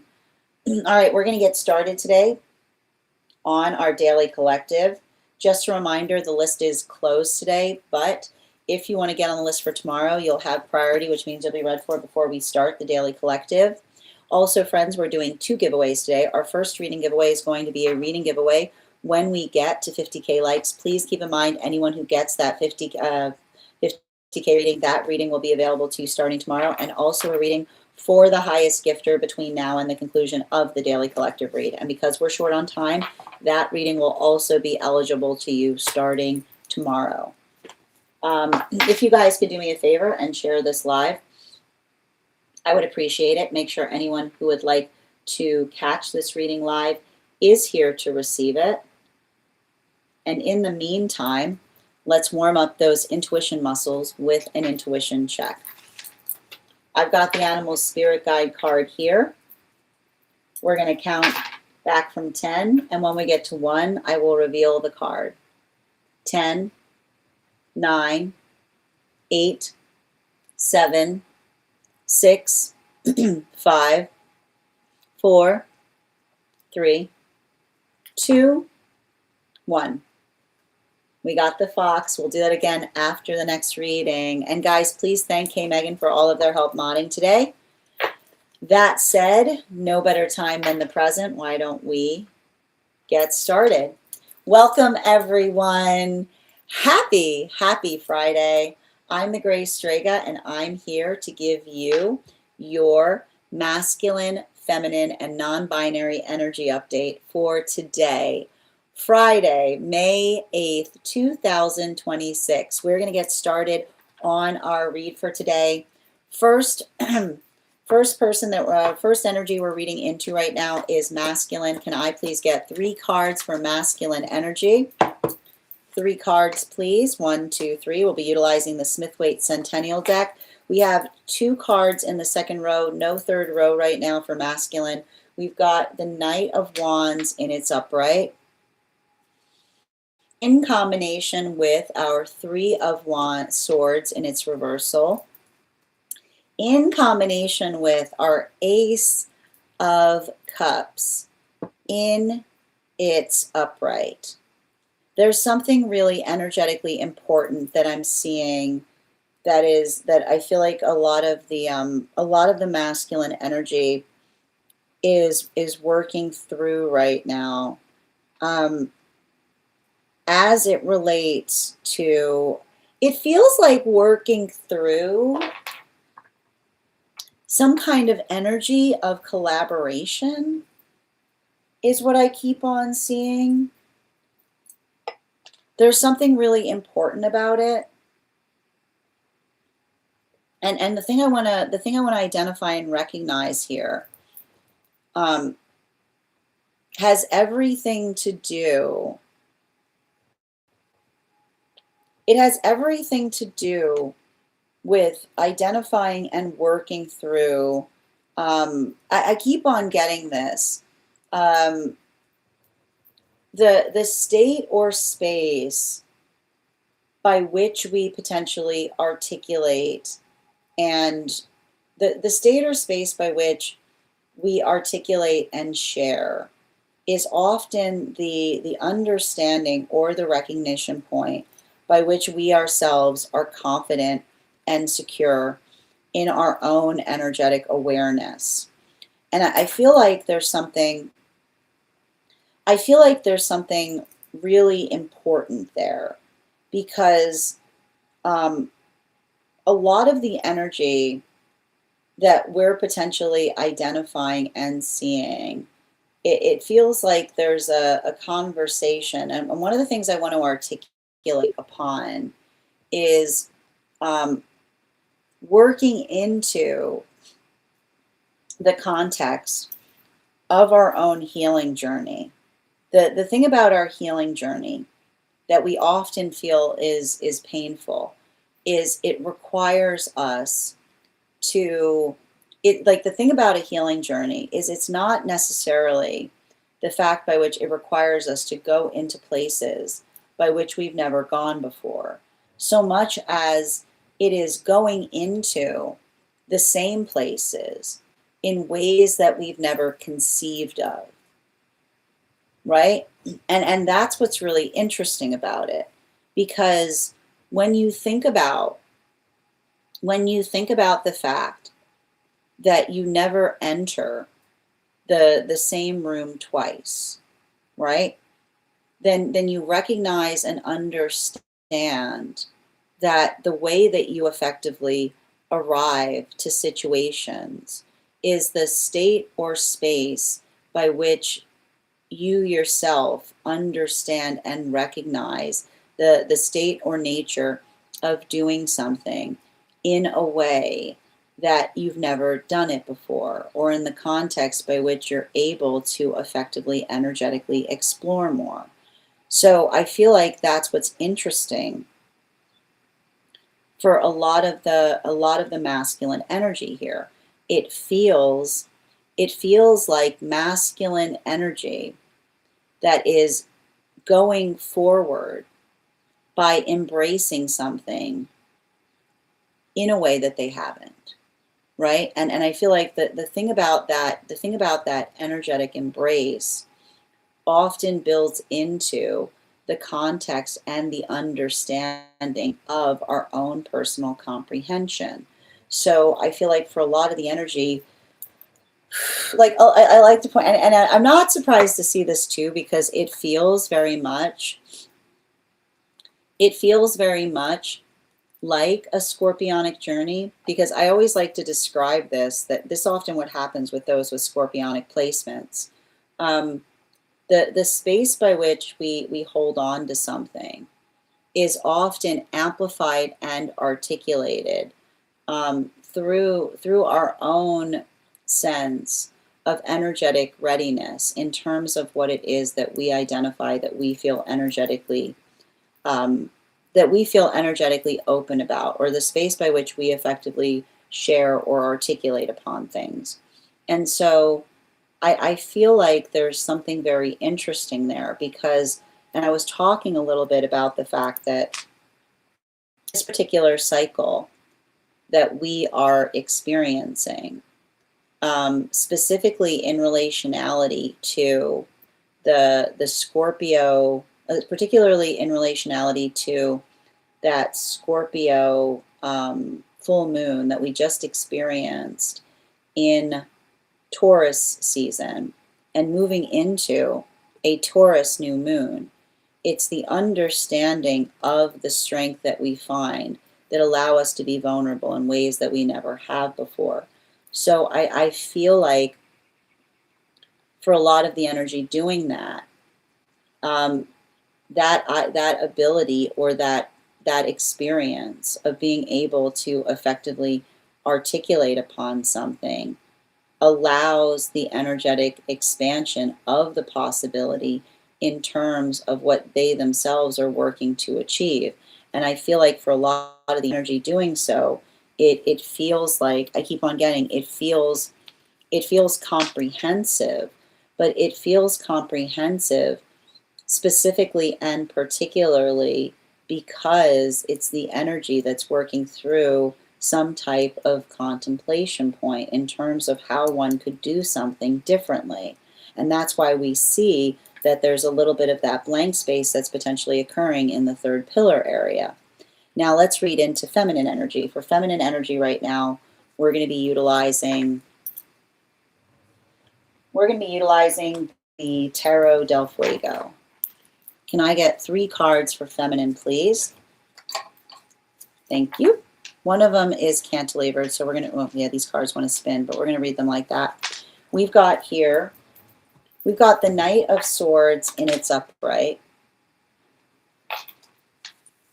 We've got the Four of Swords in its upright. And we also have the Seven of Cups in its upright.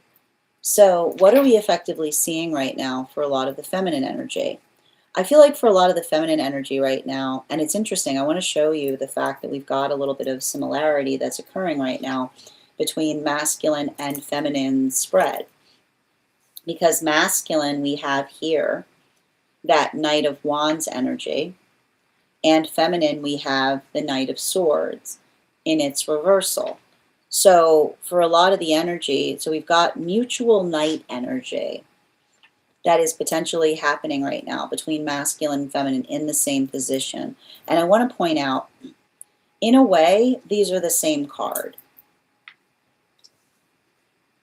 And the way I like to articulate this is sometimes the way that we can read into the tarot is that a card, like, it's not the fact that a card needs to be exact so much as it can be energetically approximate.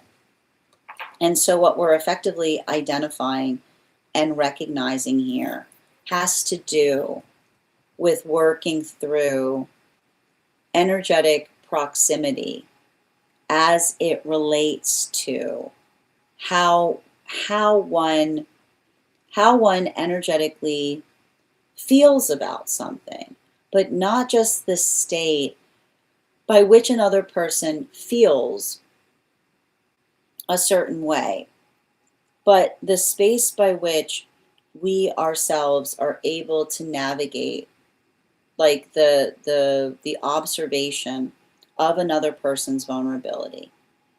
And I want to point this out, and I feel like this is really important to feminine energy. There's nothing more toxic on this earth than another person who tries to take it personal that we are not more vulnerable towards them, right? Because when we understand that vulnerability is a gift, when we recognize and understand that vulnerability is a gift, then we effectively recognize and navigate in such a way that we are able to effectively articulate upon the fact that vulnerability is a gift, because vulnerability is something that we give. Like, it's not a gift. It's not a gift that we create, right? It's something that we cultivate. And so that's what I see often happens in the shape of the feminine healing, which is often the feminine by which another person will, like, you've never seen, there's nothing more absurd, right? Like, this is feminine that often sees the shape of energy that gets angry, right? Energy that gets angry, that feminine is not more vulnerable. And then there's feminine looking at the source of the anger that they're not vulnerable and being like, case in point, right? Case in point. Because we don't, your vulnerability is not, you're not obligated to be vulnerable to another, right? Nor can you be.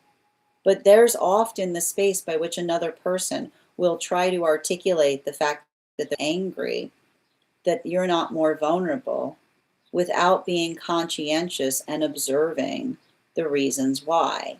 And the thing about it is, this is often what we see for feminine that's vulnerable, which is the space by which, right, when another has shown or done something that has damaged the vulnerability that exists between you, right? And I like to describe this, like, to a certain extent, vulnerability is often like paper, right? And why do we describe that? Because paper has a very strong memory, right? Like, if you crumble paper and you try to lay it back out again, it's very hard to be able to remove the fact that something was energetically damaged in a certain way. So we see the fact that for a lot of the energy, like, that observation or working through that, it's energy that heals, because vulnerability is something that we hold preciously with the understanding that once it's damaged, right, some of that damage can never fully be gone, right? It's never fully eradicated, nor can it be. And that's not a failure in the energy that feels that way, because it's the understanding that the vulnerability that we cultivate with one another is energetically precious, because it is the space by which we hold one another as energetic priority. Continuing to get clarification, moving towards clarification for non-binary energy, we're going to be utilizing the Aquarian Tarot. 3 cards, please. We've got the same thing happening right now for the non-binary, which means the third pillar is kind of free here. So we've got the Star card in its reversal. We've got the 4 of Wands in its upright. And we also have here the six of Wands in its reversal. So what we effectively identify that may be occurring there for some of this energy that is working through the headspace is, the best way I can describe it, there's a lot of wand energy. There's a lot of wand energy that we see is happening for the energy that is the non-binary energy. And a lot of the thing about it is, especially with this 7 of Wands in combination with the 4 of Wands in its upright, it's giving me a lot of tree energy. Okay, and the best way I can describe tree energy, which is the observation and the understanding that a tall tree requires deep roots, right? That the ability to effectively, like the way to maintain being healthily grounded is the space by which one is energetically proportional towards what one is trying to do versus one's own understanding of the self.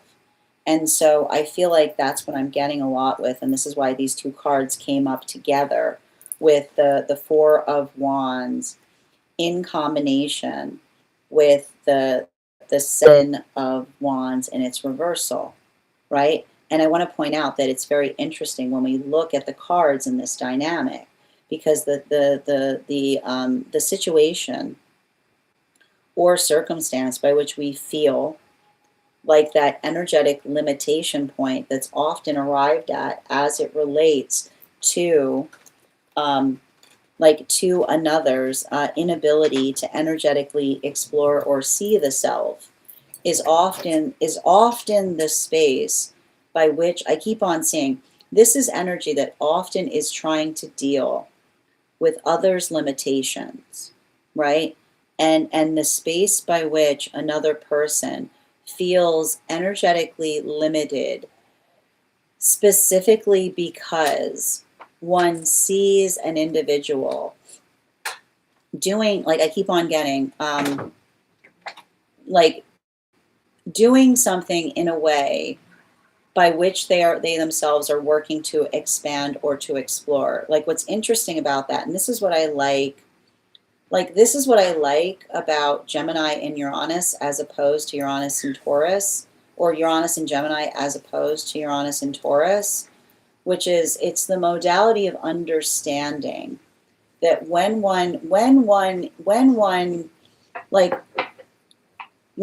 is creating, like when one only sees problem in things, then everything becomes a hurdle, right? When one is constantly focused upon problems, all you see are problems everywhere. But when one builds into the state or the shape of building into a sense of purpose, then there are solutions. Like I keep on getting, there are solutions that are found anywhere. And often the context by which another person is able to perceive and understand a solution helps you get to the bottom, right? It helps you get to the bottom of what is actually energetically happening in terms of the difference between someone that is truly desiring a solution versus someone who just is in love with the ability of trying to project their displeasure onto things, right? Because and that's what I keep on getting. And I like to point out, this is often what happens with angelic energy, because angelic energy will often be the context of being like, well, here's the opportunity, right? Like, here's the thing before you.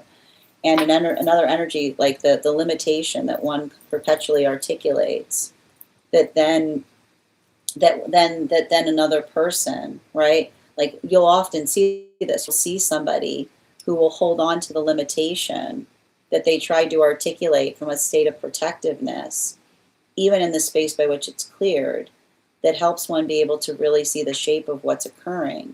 So I feel like there's almost something there that feels very angelic, because it's the space by which it's the energy that says, if you ever want to see, the true force of someone, create the possibilities. And in the modality by which you see another person move towards them, shows you the shape of another's energetic intentions. So I feel like there's something very valuable and important there, specifically and particularly for the energy that's able to articulate or amplify how they effectively feel about things and how they are working. I feel like it's the energy that works perpetually I feel like it's the energy that's perpetually working on opening doors, because it's the space by which we understand and recognize that when we open doors, we're able to do things in ways we've never done before. Continuing to get clarification, moving into the heart space of masculine, we're going to be utilizing the Tarot del Fuego.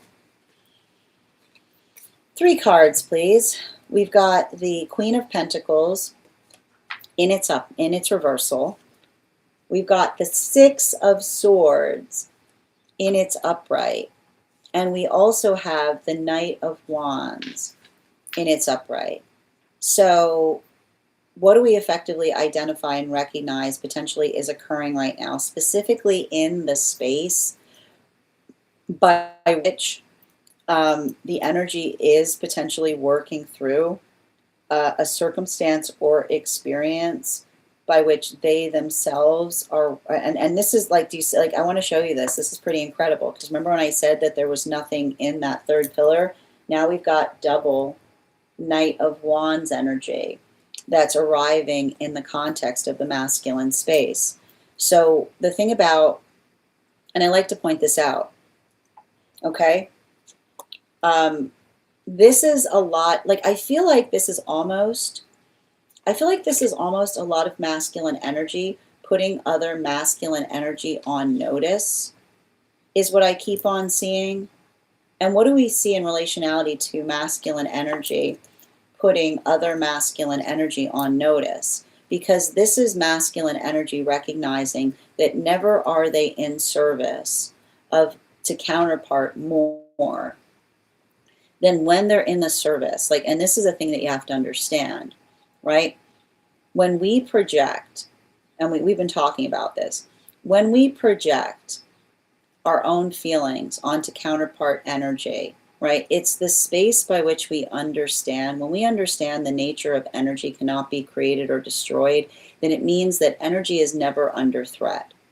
But when another person articulates upon the fact that energy needs protecting, it's not the fact that energy needs protecting. It's because they're projecting their own anxiety on the fact that they're losing their connection to energy. And it's that observation of the difference between feeling secure in an energy by which you work. And I keep on hearing, when you're secure in an energy, then you work in the space of being fastidious in relationality to how you move towards it.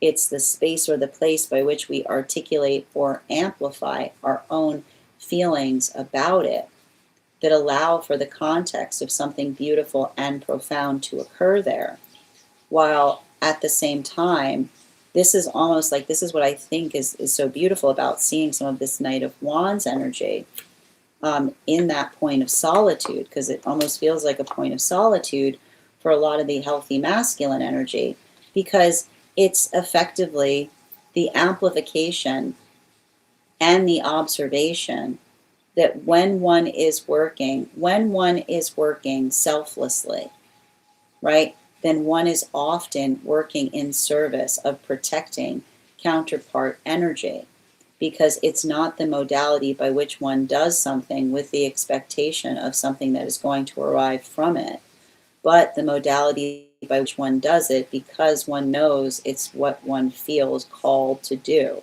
right? And the beauty about being deep within one's energy is you answer the call towards it, right?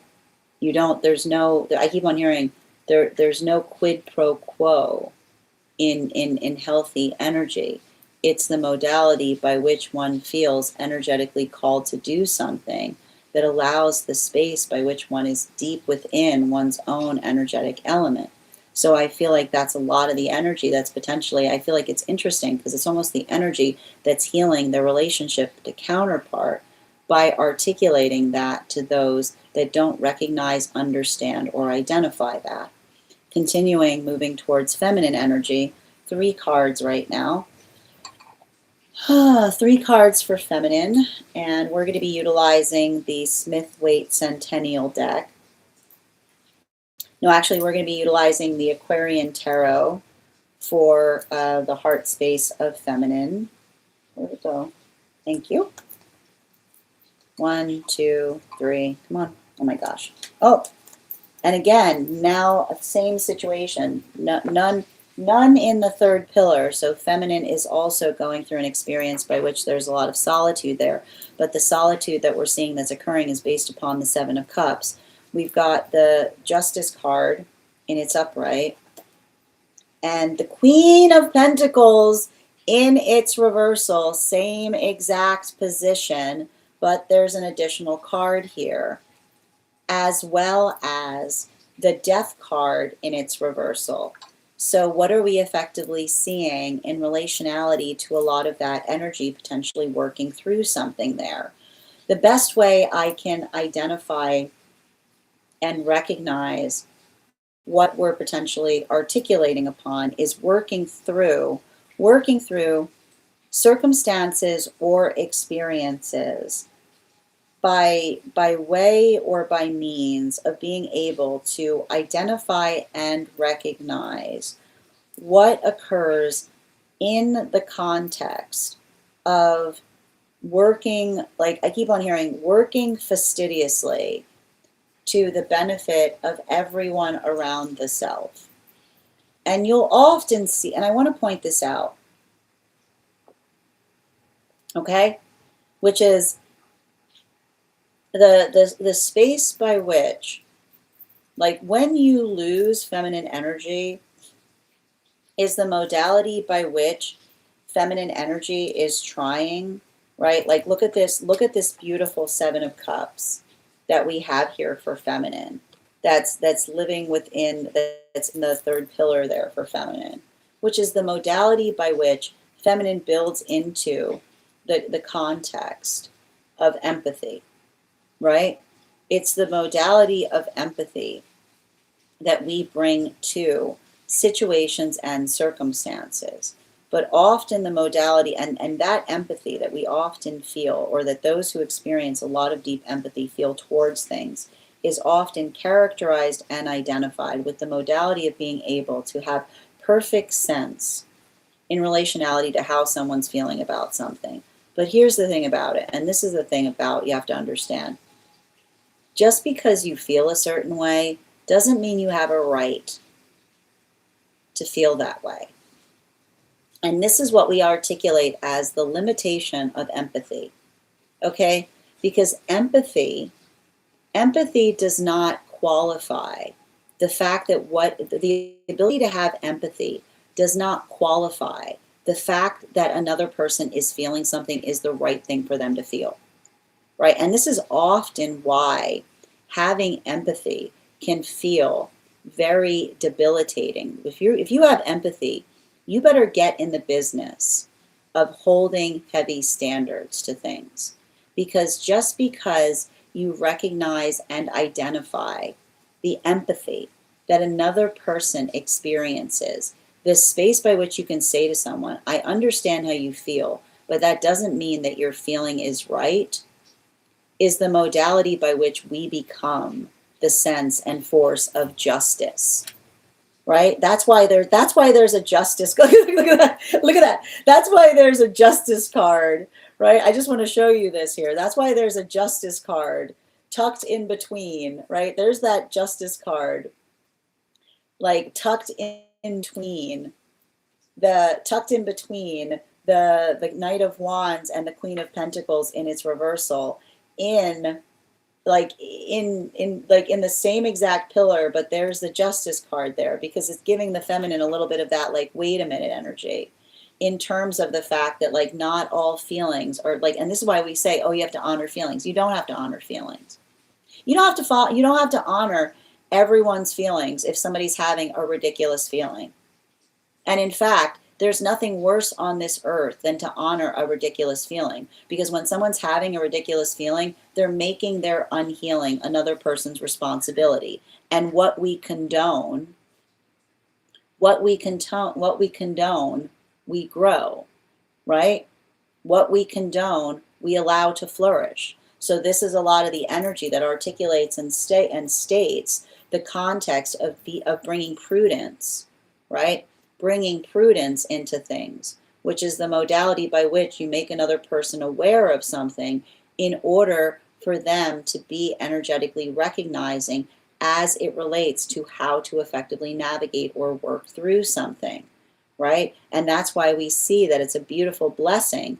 Like, this is why you'll also notice when another person feels blessed by feminine's words, it's somebody who says, like, when feminine articulates something that bothers them, the sound that you say is thank you, right? Because it's the healthy, prudent, feminine energy that makes another aware of something that protects them from doing something that might potentially be unhealthy, right?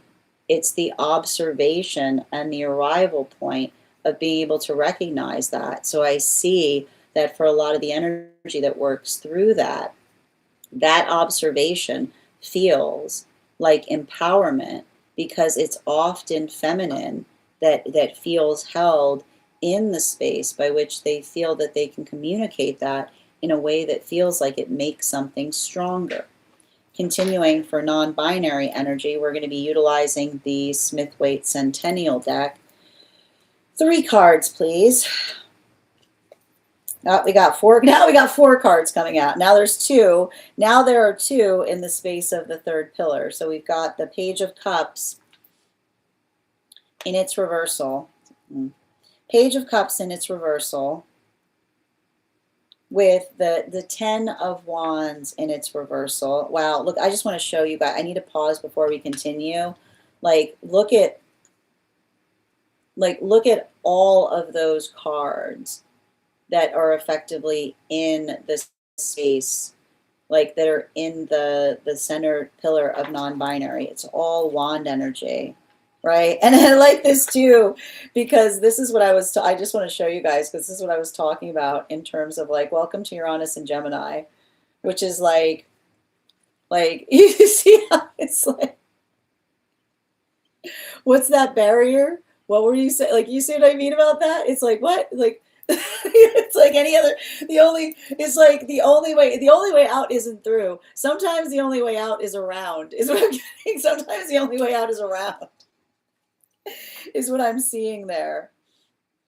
And the 3rd space with the Star card in its reversal and the Queen of Pentacles in its reversal. And I just got to tell you guys, my friends, there's a lot of cards here that can come up in a lot of different positions. So the fact that I'm dealing with 3 decks here, and we've pulled the Queen of Pentacles in its reversal not once, not twice, but thrice, Like it says to me, like all, like literally all of the Queen of Pentacles in its reversal are out of the deck. And I feel like in a way it feels very protective. You know? In a way it feels very protective. And the thing I'm observing with a lot of that protectiveness is, and I keep on getting, there's something about that protectiveness that feels, it feels energetically protective in relationality to situations and circumstances by which another person, like I keep on seeing, like the space by which another person tries to articulate their power over another is understanding that there's no power, like there's no power that we hold over one another. Because the moment by which we articulate something in a way that feels like we do not identify the empowerment that we play, I keep on hearing not powered over, but empowered, which is the modality and the experience of recognizing and identifying the space by which, when we're in healthy partnership, we are effectively mutually empowered, which is the modality or the circumstance by which we articulate feelings towards things, but not just in the space by which we articulate feelings, but the modality or the circumstance by which we hold each other with the same, in the same way that we ourselves would be respectively held, is what I keep on seeing. And I feel like there's something, really important there, because a lot of the work that we potentially identify and see that may be occurring in those experiences has to do with circumstances or situations by which another person is not respective of our comfortability. And the thing about it is, when we articulate our uncomfortability, then that becomes another person's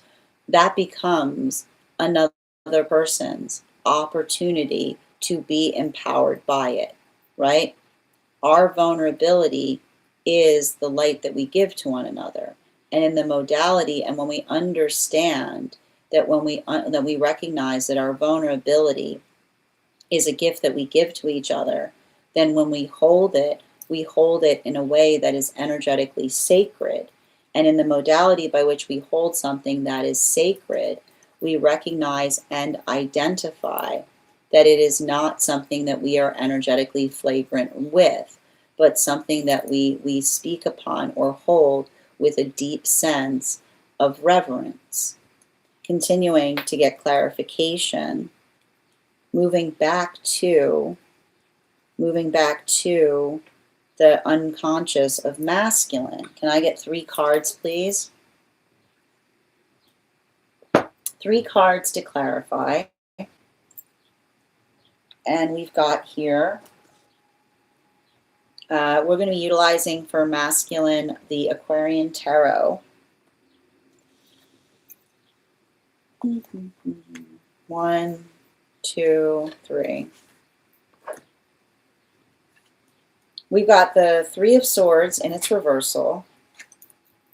We've got the King of Cups in its reversal, and we've got the Knight of Swords in its reversal. And that's really important here, because what we're effectively identifying, and I just want to point out your attention, this is very similar to what we were seeing in the feminine space, because we already had a Knight of Swords here in its reversal as well. The observation, I keep on seeing, the observation of working through I keep on getting the observation of working through things is the modality or the experience by which we recognize or identify. Like it's the space by which we recognize or identify, or we hold each other. Like we hold each other's um, perception as blessed because it's not the space by which we energetically avoid things, is what I keep on seeing. And so I feel like there's something really important about that, because what we're effectively identifying specifically for a lot of that energy is working through circumstances or experiences by which we understand and identify what it is, like how we're trying to do something, but not just in the space by which we're trying to do it, but the space by which we articulate to another um, that we ourselves are in a learning or growing process, right? And all I keep on seeing for a lot of that energy is working into the context of being able to help another person understand. And I like to stress this. When we're working to heal, it doesn't mean that we have to be perfect, but the accountability that we observe in relationality to how we've misstepped. I'm going to say that again. The way that we heal is not by being perfect, but taking full accountability in relationality to how we've misstepped.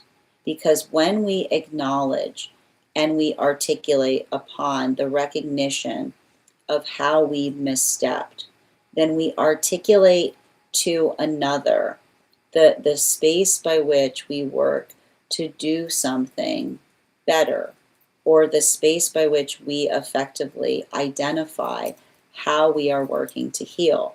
Because a lot of that energy that we're potentially identifying there, it's the recognition of what we continue to say, which is the thing about it is vulnerability, right? Vulnerability, once damaged, can never be brought back. And I know that's sad. Like I know that's energetically devastating, but it's the observation of understanding that when we talk about vulnerability, it's not the fact that others, like you'll often see this, right? You'll often see the space by which another person wishes that they can energetically let something go. But it's the modality of understanding that the sagacity that comes from seeing vulnerability that's damaged allows one to be able to build something in a better way. It creates a state of maturation.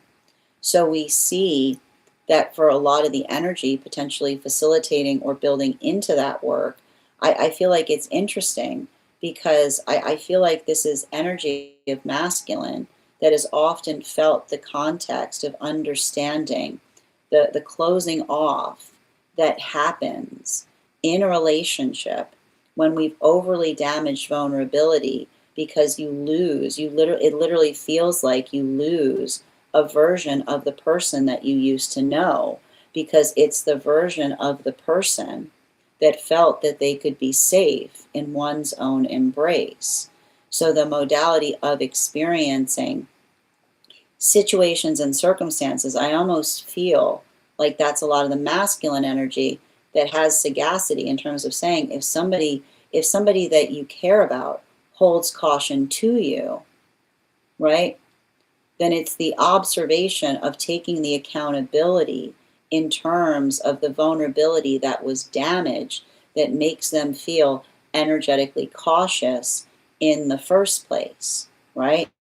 It's the understanding that potentially arrives with the context or the recognition of how much one has energetically damaged something.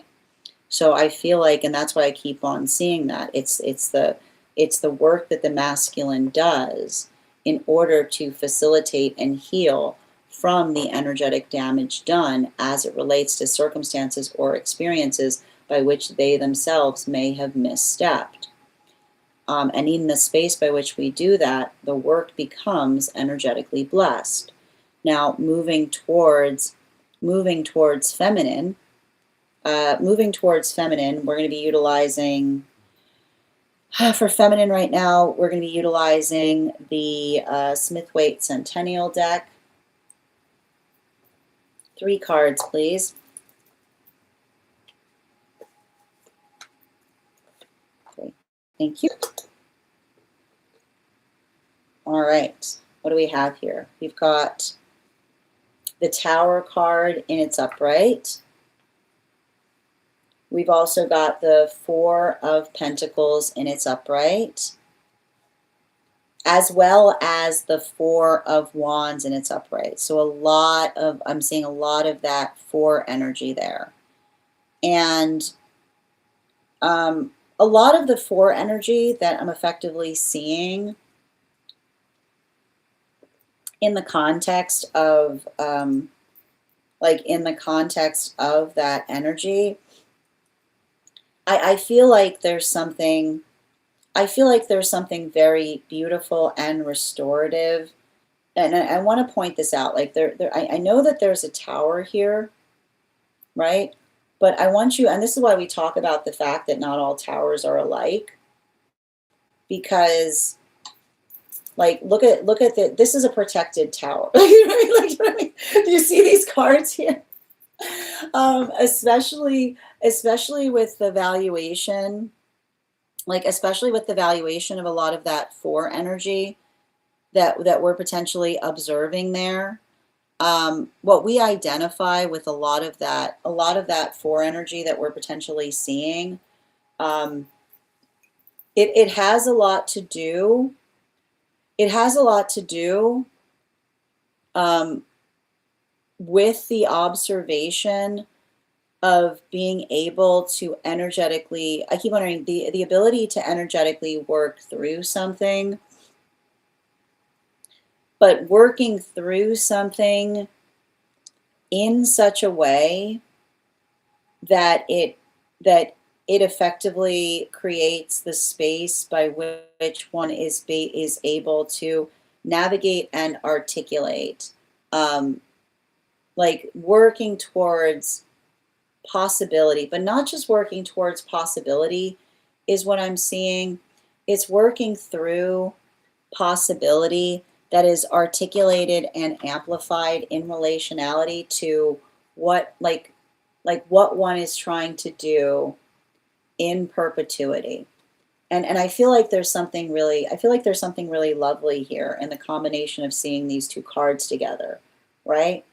Because that's what we effectively see that's happening here for a lot of the feminine energy, which is the observation and the understanding that when we're working through and towards things, then we're building into, I feel like this is a lot of the feminine energy taking a very universal approach to healing.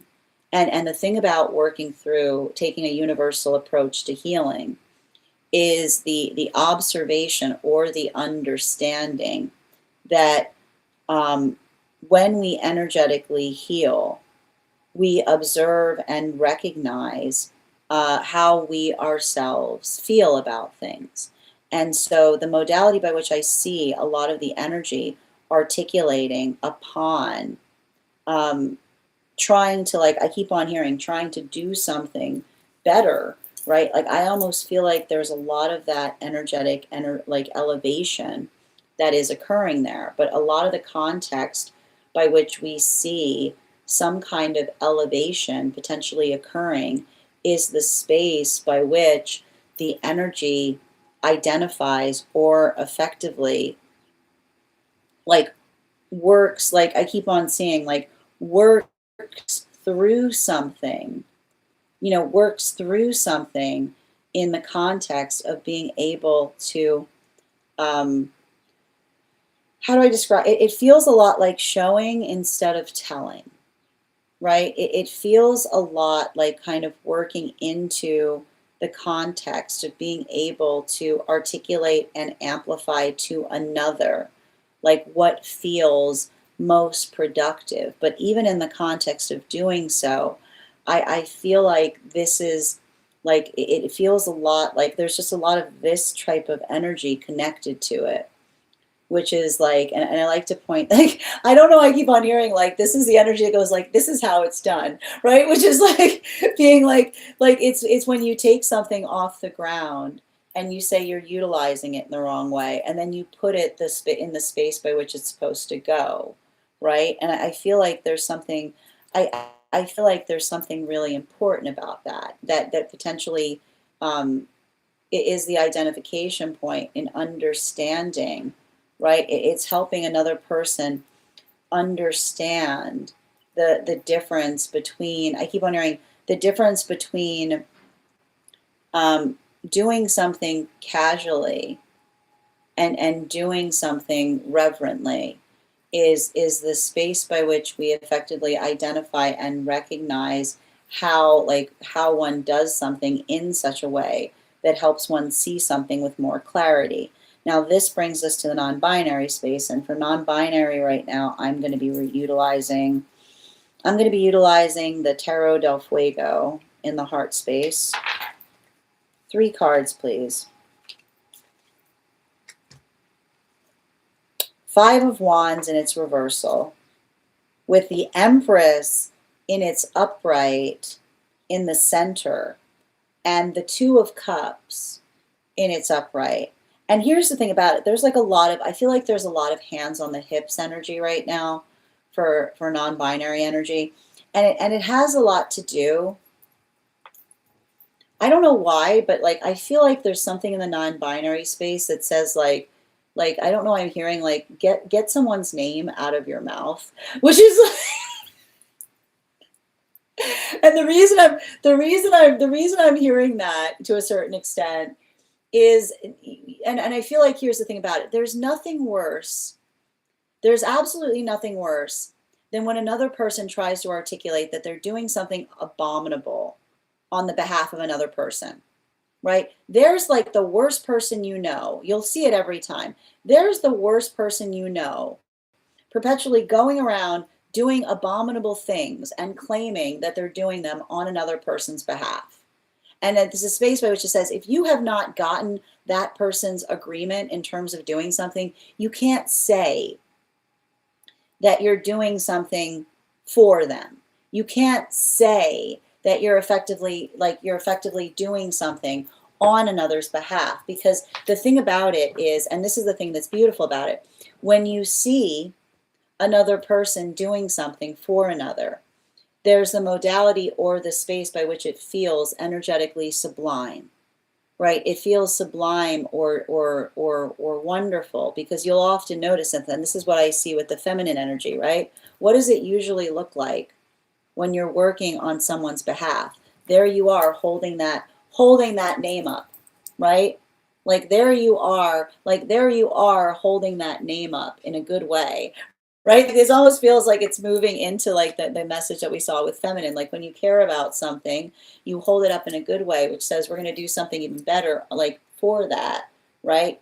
Not the space by which you're doing a bunch of terrible things and then trying to claim that you're doing it in the name of an energy that would never, like you like, there it is, like there's the worst person you've ever met doing awful things and then doing them in the name of someone who, if they were here, would be incensed in the context by which they try to claim that they're doing it for them, which is the modality or the experience by which we understand that when we're truly healing, we recognize and identify that the only space by which we do something for another is in the context by which we energetically uplift something.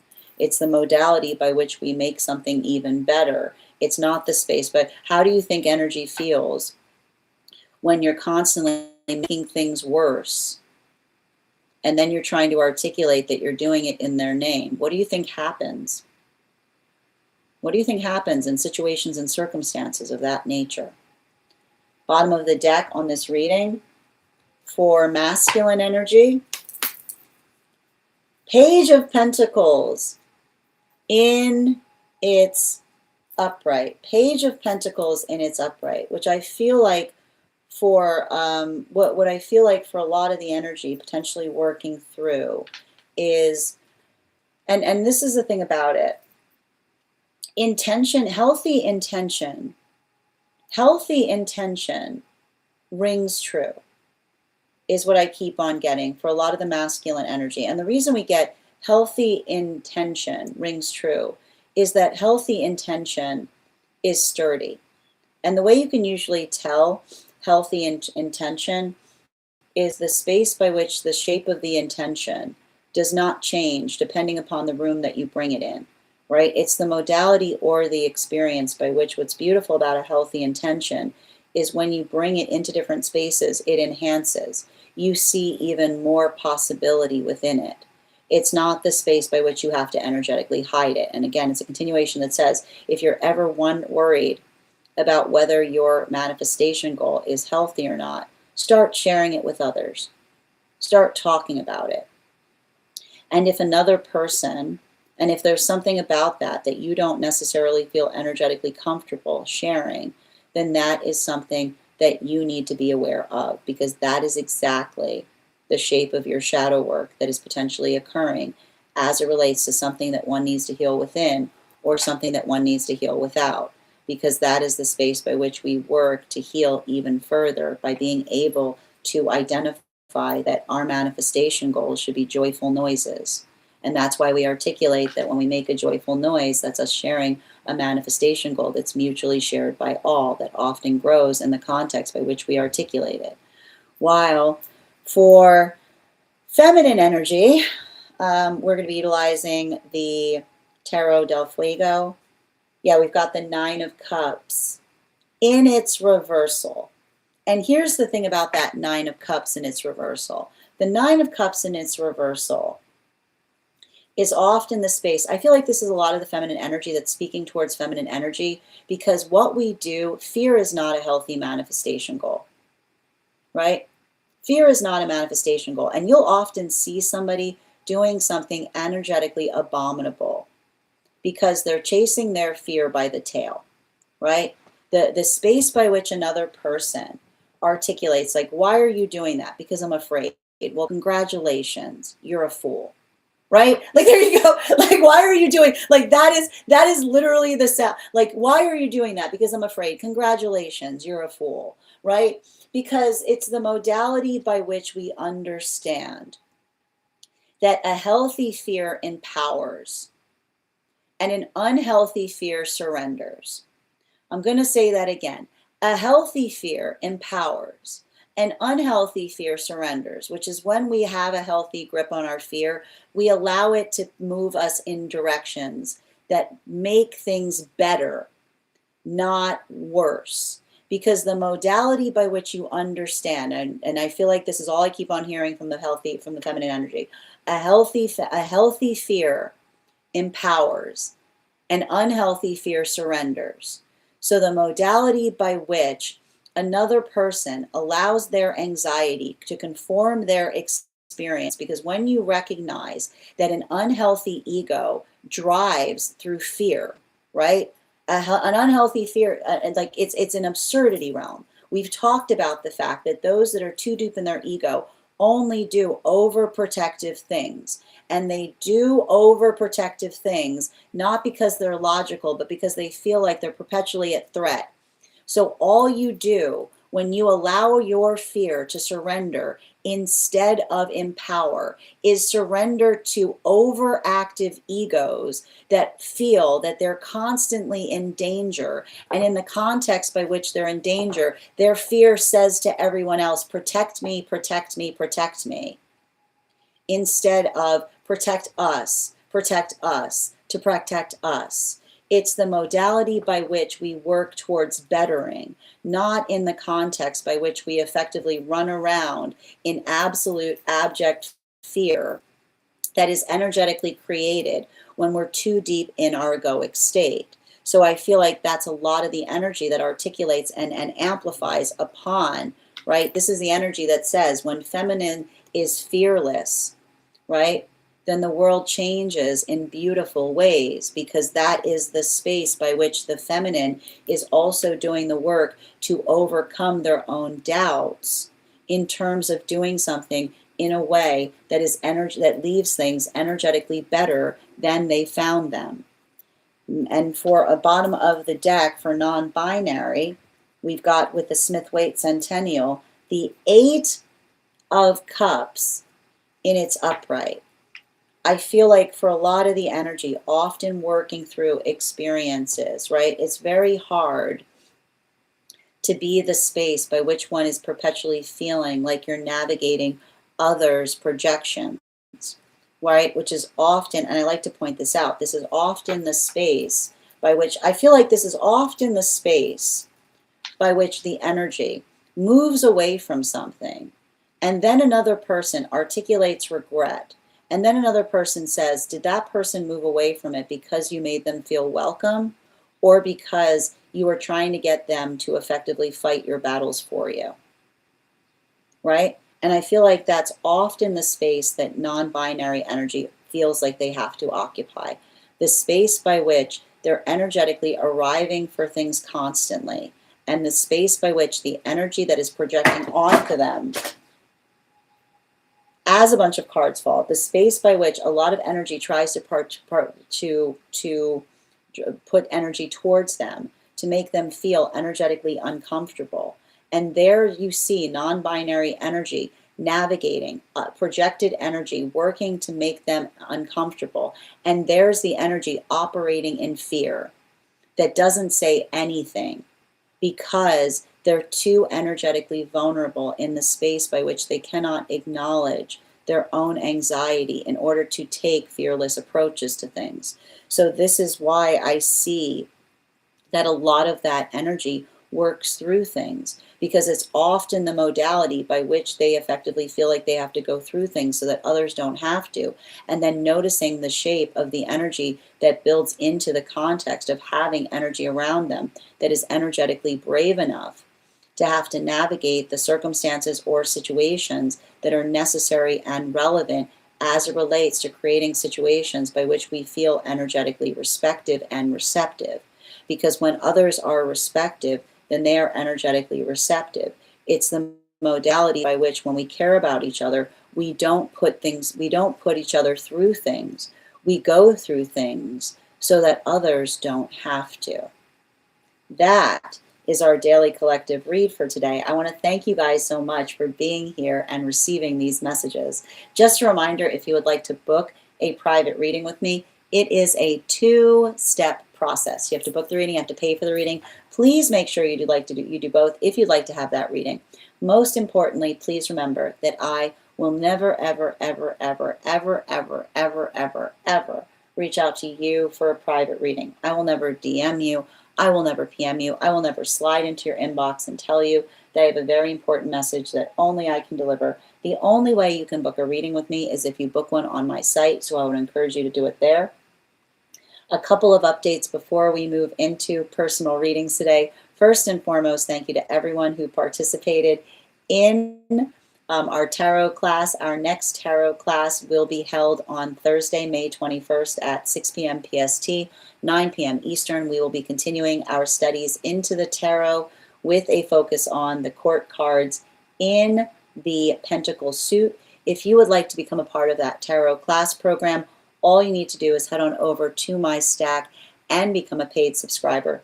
Your paid subscription to my stack is your ticket of entry into our live classes each and every month. You will also, as a paid monthly subscriber, have access to over 9 hours worth of material in the Tarot Church Library class archive. Now, it's not necessary to catch up. I'll be doing my best to give you an update on everything we've studied prior to beginning that next class, but the material is there for you to receive as you're ready to receive it. You'll also have access to a one-on-one chat with me and the other students to ask any questions that you may have in relation to anything we've learned and studied thus far. And if you become a founding member, not only will you receive a discount on the full year's worth of classes, you'll also have access to over 20 hours worth of material in the Tarot Church Library class archive, as well as the opportunity of receiving a complimentary mentorship class with me, where I will meet with you personally to assess where you are on your own personal tarot journey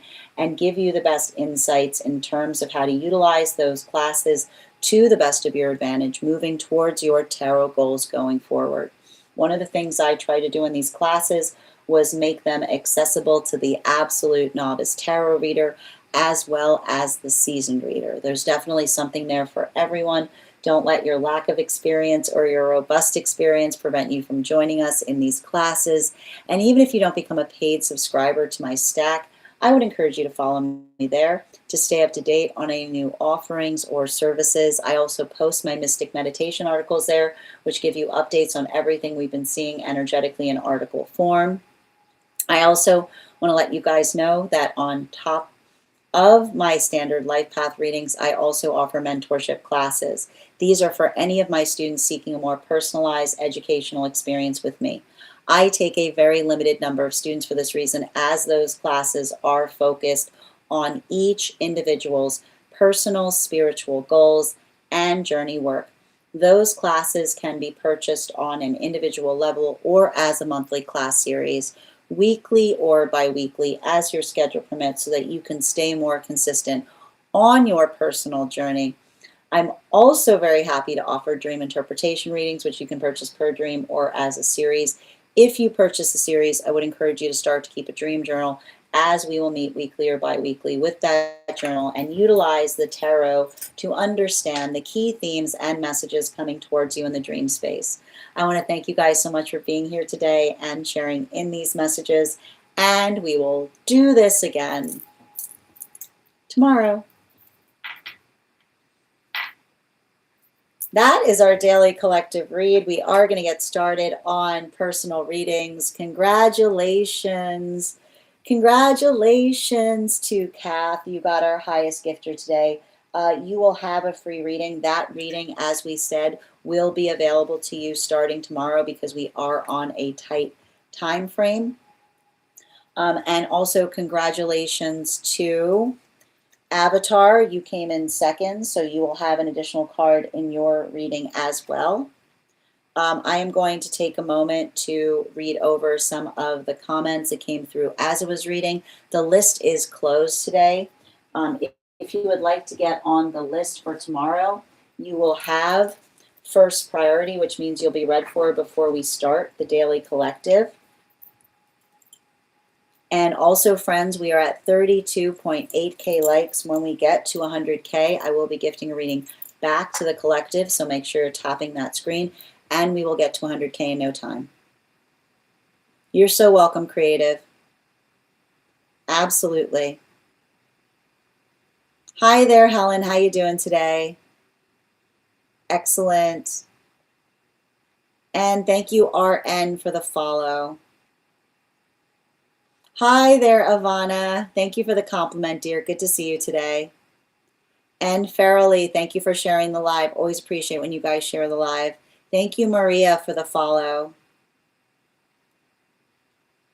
Absolutely. How you doing today, Stella? Thank you for the help, Kate. Guys, please thank you, our mod, K Megan, for all of their help today. How you doing today, user 632? Yeah, those ridiculous feelings that are projected. Thank you for confirmation, Alice, sending you support. Making healing, they're healing another person's responsibility. Absolutely. Oh, Taurus. How are you doing today? Excellent. And thank you, Atomic. Thank you as well, Kristen, for the follow. How you doing today, Nina? I'm doing well. Welcome, Nicole. Excellent. All right, let me know if you're available. No problem. We're all on the fool's journey. Oh, never surrender. Tap to claim, Nina. Always empowering. I don't want anyone to fight battles for me. I'm not afraid. I fight my own battles. Tap to claim. You're so welcome, Nina. Yes, absolutely. Yep, Stella, you're still on the list for today. Thank you. Excellent. All right, perfect timing, Nicole. The list we have right now is for anyone asking. I've got here Nicole. I got Nicole, Stella, and Dandelion. So Nicole, if you could let me know if you would like a general reading or if you have a specific question that you would like me to answer. All right, perfect. And just bear with me. Excellent. Perfect. Dream interpretation on the disco. Wonderful. Just bear with me a moment. And just a reminder to those joining us, if you have information that is relevant for our reads, you can include it in the notes when you send the donation. You can also post it in our subscriber-only disco channel in the appropriate channels. And I'm going to pin you up here. Perfect. Thank you so much for, all right, where were we? Okay, and so before we begin right now, let's warm up those intuition muscles with an intuition check. I've got the animal spirit guide cards here. We're going to count back from 10, and when we get to 1, I will reveal the card. 10, 9, 8, 7, 6, 5, 4, 3, 2, 1. We got the boar. We'll do that again after the next reading. And I'm going to pin up Nicole here. Guys, make sure to give Nicole some love. Okay, what do we have here? One moment, please.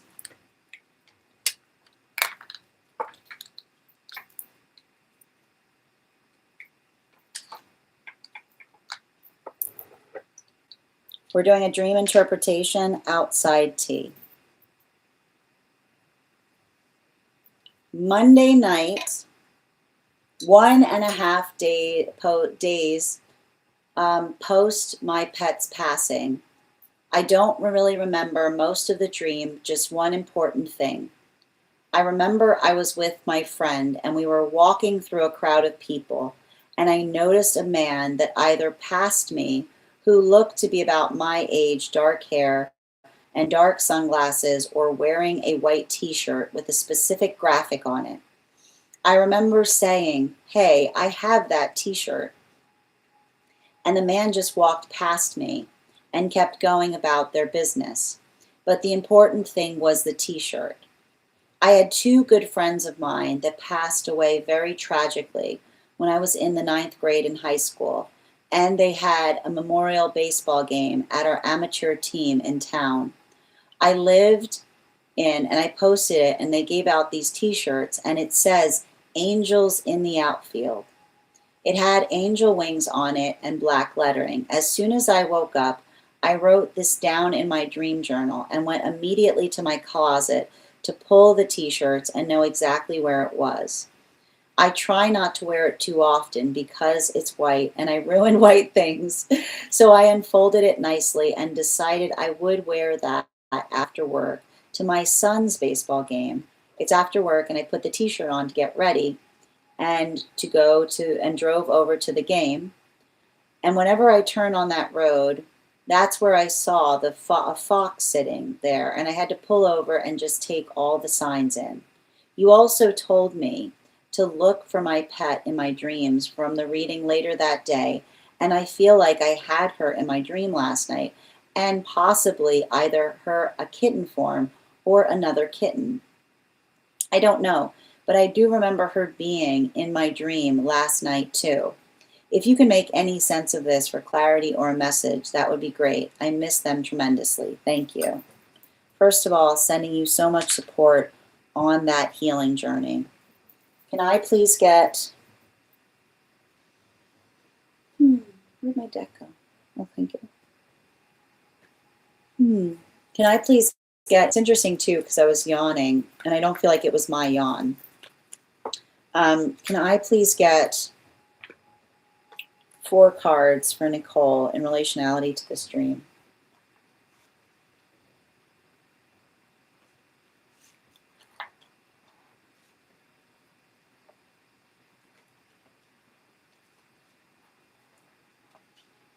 So here's the thing with guides. Okay. The thing with guides is that, like, guides like to work.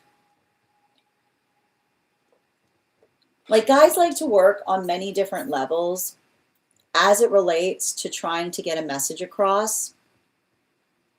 And what's beautiful, like the beauty of a good sign is that it literally works on many different levels. And so what you're basically identifying and seeing here has to do with the jaw-dropping moment of being able to see many different directions that are arriving in the context of a sign. And to give some clarity, and to give some clarity in terms of what we're talking about, because this is a dream, this is a reading that goes a little bit into the dream space, but also goes into the terrestrial. I did a reading for this for this individual several days ago, and there was a very, like, even though I typically don't have an animal oracle card as the center of my readings, there was a fox card that appeared that felt like it was really being a focal point in the reading, and to the point by which the person being read for asked screen cap it. So these are a lot of the events that we see have been occurring after that reading. And what's beautiful about that is the context of paying energetic attention to something helps one to be able to understand and feel and here's the thing about it. Sometimes signs are created to validate a message, right? Sometimes a sign is an underline because it's the modality by which another person is putting, right? It's the articulation of, I feel like it's the articulation of someone saying, like, what they said, right? Or it's like, or it's the qualifier, right? The energetic qualifier by which another person articulates and builds into the energetic supportive meaning of something. And I feel like what's important about that was being communicated in that reading was somebody that there was a lot of energy around you and a lot of energy from the guides that were trying to articulate over and over again that something was not your fault, right? That was the resonating message that was coming through in that reading. And the way that you define fault, the way you have to understand fault is if there was something that you could do differently that would have prevented something from occurring. And the space by which I just keep on getting the resonant moment in terms of the energy trying to help you relieve any type of feelings that you may have in terms of the fact that you are blaming yourself for something. I feel like that was a continual resonation point, both in the appearance of the energy of the reading that was articulating for you to focus upon the fox energy, and then seeing, right, the validity of the reading with the arrival of a fox doing something very bizarre in the terrestrial space, but also potentially connected to this dream space. Because the reading itself felt very angelically connected. And what you're basically seeing here, in the state by which you define that you are having a dream, by which you are walking with your friend through a crowd, and you notice somebody who passed by, who you identified was wearing a t-shirt, right? Wearing a t-shirt with the same exact like with the connection to your own energy, right? And what that potentially means. So the space by which you identified that there were two individuals, right? And I think the thing that you have to recognize in terms of that shirt has to do, right? It has to do with the wording that you identified, right? And what was the wording that was potentially identified on the shirt? The wording that was identified on the shirt was the space by which you said, and it's interesting too, because I want to point out in dream space, we can't necessarily read words. If we can read in dreams, that it's very unusual for that to occur. But you knew what the message was on that shirt, and you identified that it said angels in the outfield, right? Which is the observation. And the thing about it, the thing I like about angels in the outfield is it's the observation that often the space by which we're navigating angelic energy is we can't necessarily see it, nor can we necessarily understand protection at the time that we're energetically experiencing it, right? And it's often, and like this is often why we identify it as mysterious energy. Okay, like this is we're working in mysterious ways. Right? It's like, you'll understand someday. Like it's a lot of that type of energy, because it's the modality by which you understand that sometimes things are going on, and our angelic energy has a better context in terms of what is energetically happening. And I feel like what the fact that you said that you felt called, right? Like you felt energetically called to put on that shirt.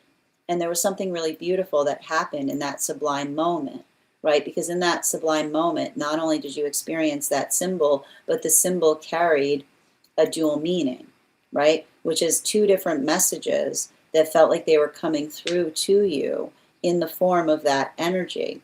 And the reason that you see that has to do with the fact that you identified that, and I want to describe this too. You said, right? You said that the person wearing the shirt, right? They had dark hair, sunglasses, they were wearing a white t-shirt, and they walked right past you, right? And they kept on going about their business, right? But the modality by which that's what a fox should do, right? That's the energy that a fox should give to something. They shouldn't pay any business.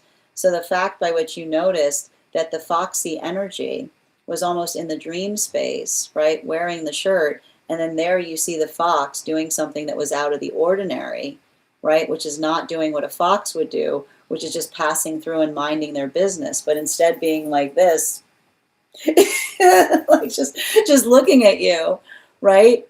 It's the arrival point of the message that basically articulates it's supportive upon the message that I was giving you, which is the dual message that says not only is it not your fault, but protection comes in ways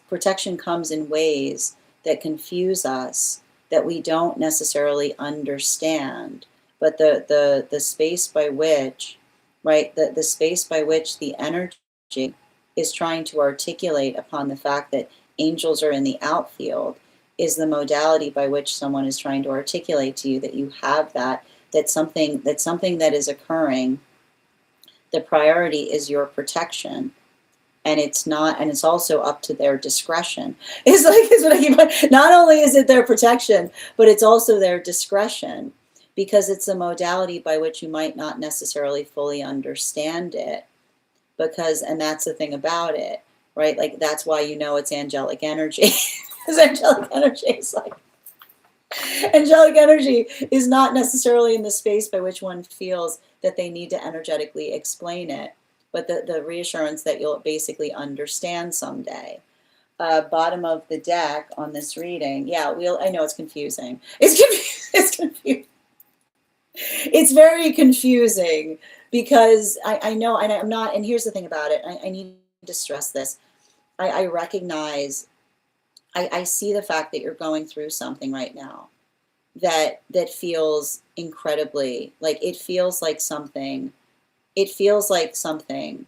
um, like, like, like I can feel the gravity of it and I can see the weight. But even in the context by which I see and I take identify the fact that that energy is still arriving to you in the dream space, it almost feels to me like it's the energy that keeps on trying to reaffirm to you that they haven't gone anywhere, right? And often in the context, like there's something about it by which I keep on feeling that this energy is trying to communicate to you that even in this wasn't like this was an act of love that they have towards you. And it was something that I feel like they were doing for your own protection. And I feel like the space by which they're trying to communicate the fact that you will energetically understand someday is almost like the space by which the energy is asking you to be energetically patient, because there's something about the patience at play that says that something will make sense to you, even if that day is not today. Thank you so much for having that reading with me, dear. And if this message connected to you as well, it's very common for those who need these messages to be here to experience them. We are doing personal readings. The list is closed today, but if you would like to get on the list for tomorrow, you can have priority, which means you'll be read for before we start the collective.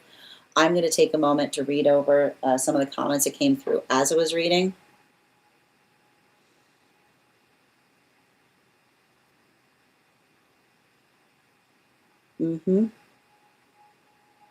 Thank you for letting me know, dear.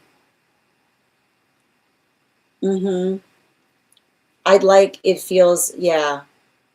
It feels like I keep on seeing, like, it feels to me like there's somebody, like it feels to me like there's some kind of transformation process happening around you. And the coconut, it's interesting, but here's the thing about it. Like, I did not feel, I did not feel impelled. I did not feel impelled to utilize the coconut. And the reason that I didn't feel impelled to utilize the coconut has to do with the fact that, like, these are messages coming through, right? Like, and it's because it's the energetic connection to the physical space. So even in the modality by which, like, I didn't feel impelled to pull the coconut out for this, because these feel more like, I want to describe this, these feel more like visitation dreams, and the space by which we're energetically respective to them is not the space by which I would feel inclined to pull out the coconut for it, if that makes sense. Absolutely. Yeah, absolutely. Thank you, Nicole. I'll work on being more, I know it's patient, but and here's the thing about it. I feel like you have to have trust in something right now. Like, I feel like it's you having to trust some kind of energy in recognizing that there was logic between something that they chose to do. And I'm sending you so much support on that journey. I can definitely feel that. And I hope these messages are helping you through it too. Thank you so much for having this reading with me, dear. And again, if this message connected to you as well, it's very common for those who need these messages to be here to experience them. The list is closed today, but if you'd like to get on the list for tomorrow, you'll have first priority. The next person on our list today is Dandelion. For those who are waiting, we have 2 more readings to do today before we get started on 1-card readings for superfans and for paid members. So just be paid. Just stick around. We'll probably get started on those 1 cards in about 20 minutes. Second call right now for Dandy. If Dandy is not here, then the next person on the list for today. Hi there, Dandy. How are you doing today? You're after Dandy, Stella. Absolutely. Your messages have helped a lot. You're so welcome. I have to describe this. Like, I myself am completely thrown. I will tell you, I've done a lot of readings. I've never experienced a situation like this. but I keep on, like, I feel like there's something about this that says, like, I feel like it was somebody who felt like they had to take a drastic measure. I'm just articulating that to you. And I keep on getting the fact that it was drastic. They wouldn't have done it if there was anything else that they could do. Thank you, dear. All right. Hi there, Dandy. Could you let me know if you would like a general reading or if you have a specific question you'd like me to answer?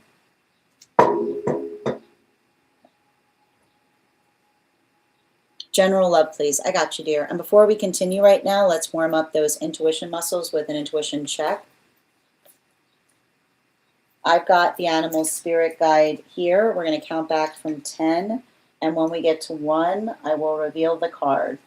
10, 9, 8, 7, 6, 5, 4, 3, 2, 1. We got the adder. We'll do that again after the next reading. Just bear with me a moment.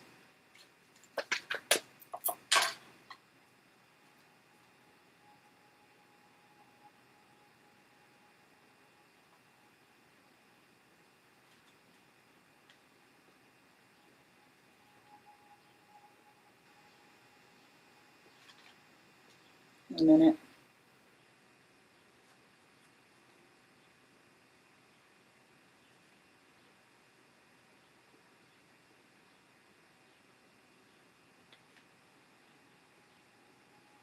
Okay.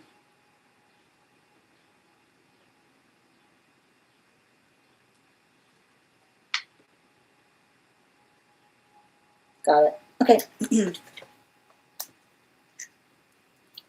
All right, where are we? General love, please, for Dandy. I'll pin you up here. Guys, make sure to give Dandy some love. All right. 4 cards, please. Okay.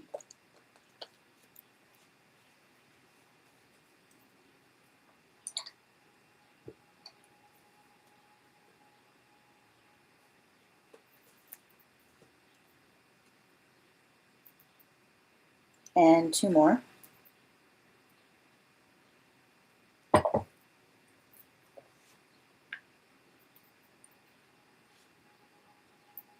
And 1 more.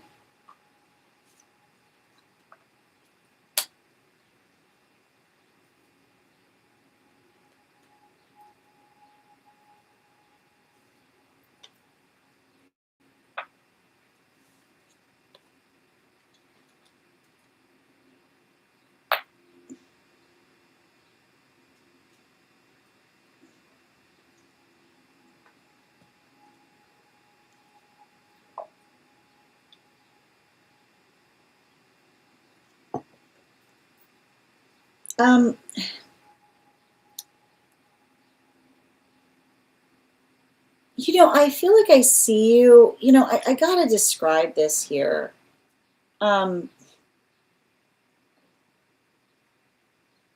There's something really important to be navigated. As it relates to, as it relates to energy that, there's a difference I get between energy that is constantly perplexing versus constantly testing, is what I keep on hearing. And the thing I keep on getting is when we care about each other, we are not perpetually testing each other. And I want to say that again. I think that's really important for you in terms of a healing journey. That when we care about each other, we are not perpetually testing each other. Because and the thing about it is because what you understand is when another person is testing something, what they're really testing is the limits. And what does it say? What does it say about another person who is perpetually testing the limits of things. Basically, it's working, it's another person that's working through the context of their own doubt.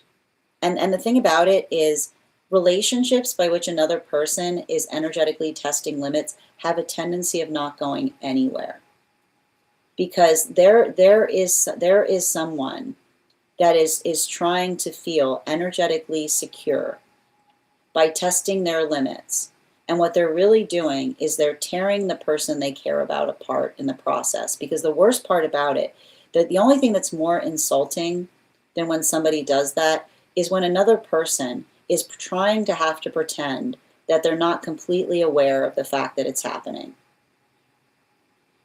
And that's the worst part about it. And I want to stress the word pretend, because the thing is, you are not an idiot, is what I keep on saying. You know? And here's the thing about it. Once you see another person's tendencies of doing that, there is something that breaks, because you can never see another person the same way again. And it's that observation. And I want to stress this, because it feels almost like someone that is trying to come towards you, like in some kind of act of apology, right? Like in some kind of act of profound apology, like somebody who almost like tries to articulate the fact that they're apologizing for ever doubting, right? And here's the thing about it. You can take that apology and you can recognize that it's coming through, right? That you can recognize that apology is coming through with all of their empathy, because they themselves have finally matured and recognized what they potentially have been putting others through. But it doesn't mean that you have to let them back in. Because, and the hard part about it, and the thing I like to identify with energy like this, is having to say to another person that, let them be happy with someone that they energetically move towards, that is now like existing in a space of perpetual unawareness, is what I keep on seeing. Because the only thing energy, you know what happens with energy like that? They end up with someone that does not care. I want to point that out. They end up with someone that does not care. And there's that person who feels really, really happy because they finally found somebody, right? They finally found somebody by which, like, they're testing the limits, but all they have is somebody who literally could not care, right? It's like, congratulations, you found the most disassociated person on the planet. And then often I see energy like this that then immediately feels unsatisfied because they found exactly what they're looking for. You know what I mean? Like, I can't. Like, when I read for energy like this, it makes me upset, because it literally is the sound of identifying someone who recognizes that there's no pleasing. There's no pleasing incredulous energy. There's no pleasing incredulous energy. And the reason that there's no pleasing incredulous energy is it's because, right, instead of being able to, like, incredulous energy lacks blessings, because the incredulous energy, instead of recognizing and holding a blessing in their life, basically sits there and tries to energetically provoke another to such an extent that another person doesn't want anything to do with them ever again, because of the articulation of what they effectively put them through. So I want you to be conscientious about that, because I feel like I see you. I feel like I see you moving towards some type of harmony.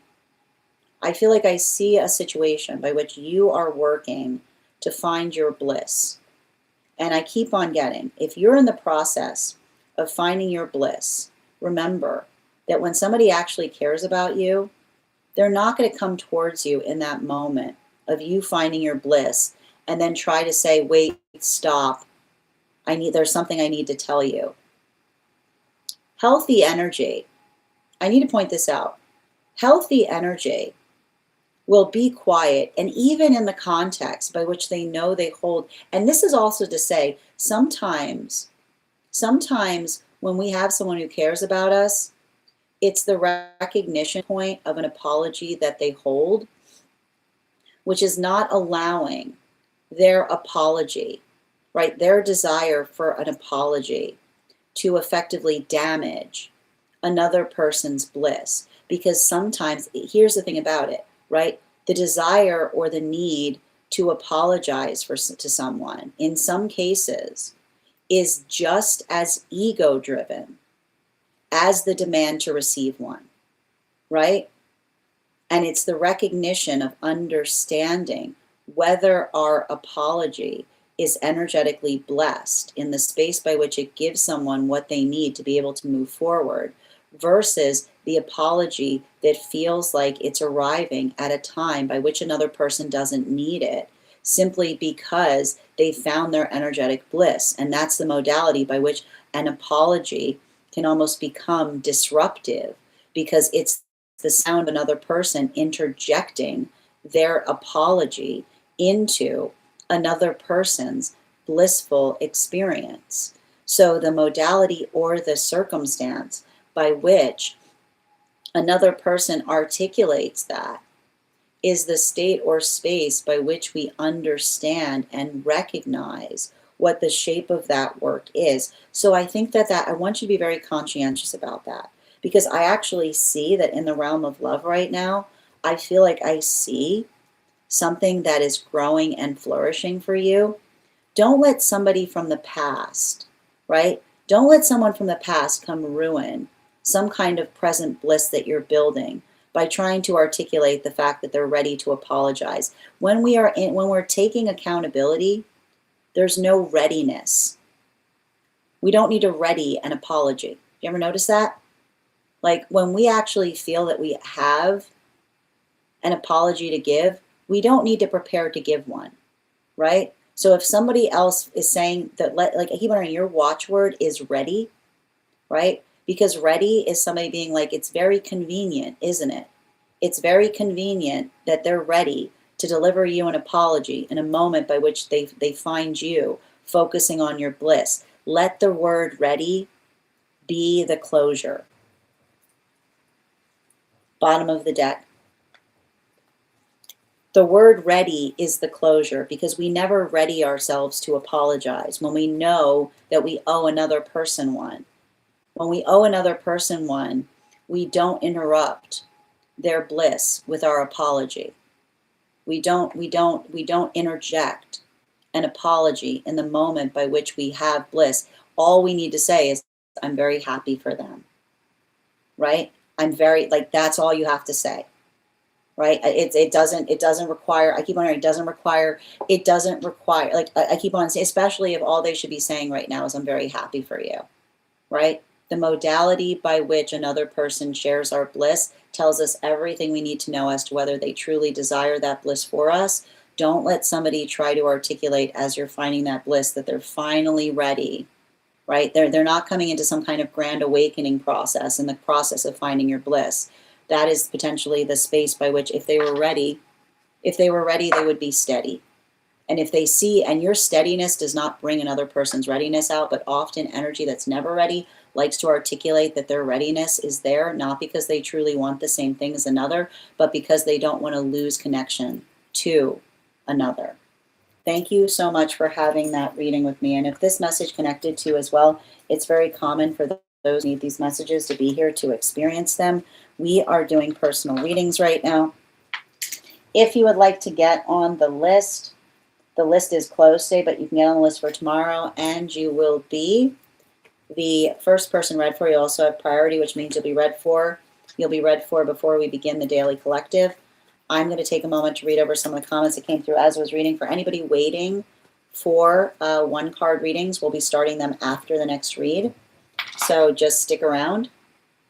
And one moment, please. For anyone, I'm going to take a moment as well to read over the comments that came through as I was reading. One moment.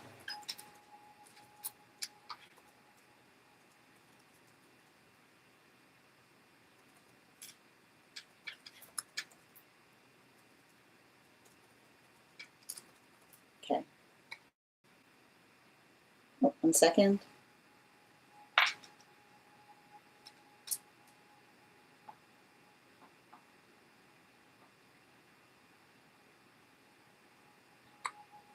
Okay. You're so welcome. Sending you so much support on that journey, Dandy. How you doing today, sister? Good to see you, Rainbow. Been a minute. Absolutely. And thank you guys for supporting each other in the comments.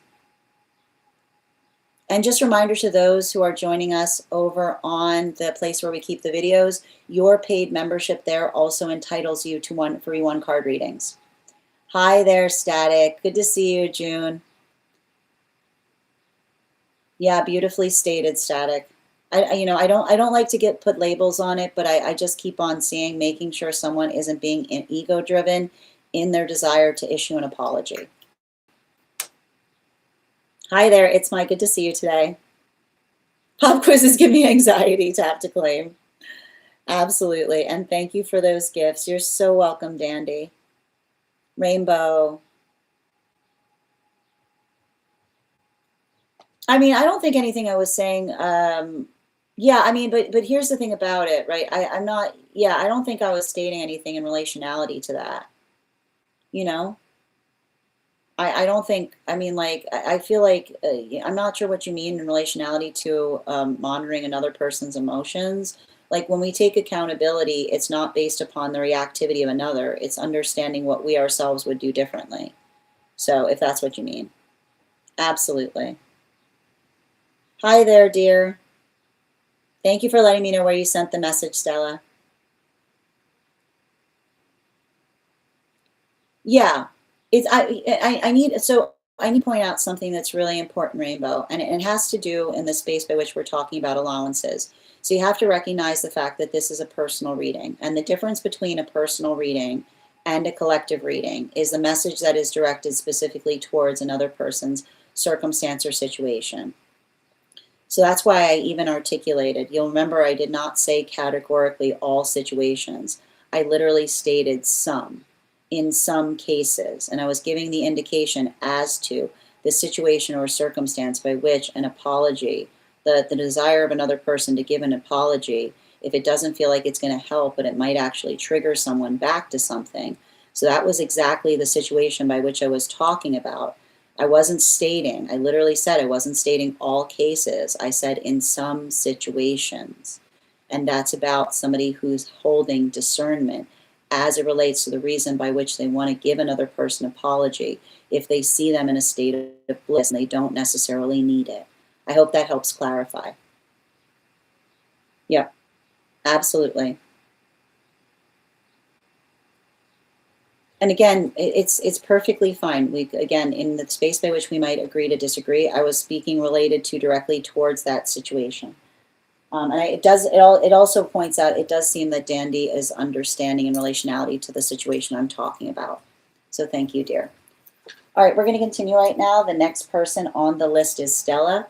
I do need to take a moment to read over the message for this reading, and just a reminder to anyone joining us anyone who's joining us who is waiting for a 1 card reading, we will be starting those once we finish this reading. And also, friends, we are at 34.8K likes. When we get to 100K, I will be gifting a reading back to the collective, so make sure you're tapping that screen, and we will get to 100K in time. Or 50K. I was like jumping. I jumped from 50 to 100. Let's get to 100. I mean, it'd be nice to get to 100, but let's try 50 first. Excellent.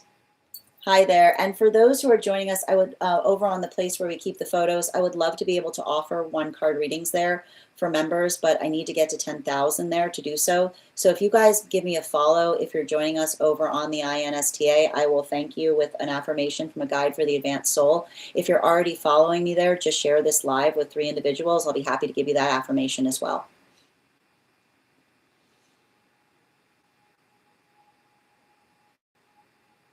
Okay, I need, hold on just a minute.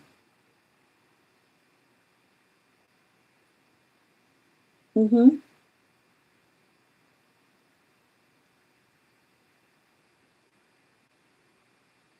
I completely understand, dear, and sending you so much support on this journey. Before we continue, let's warm up the intuition muscles with an intuition check. I've got the animal spirit guide card here.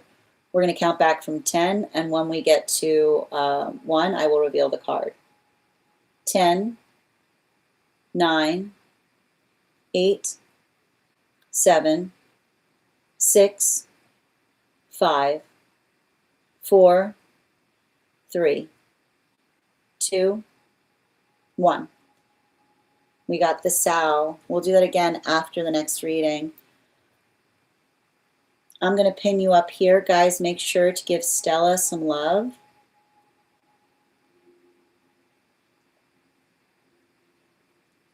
And can I get 4 cards for Stella, please, around this question?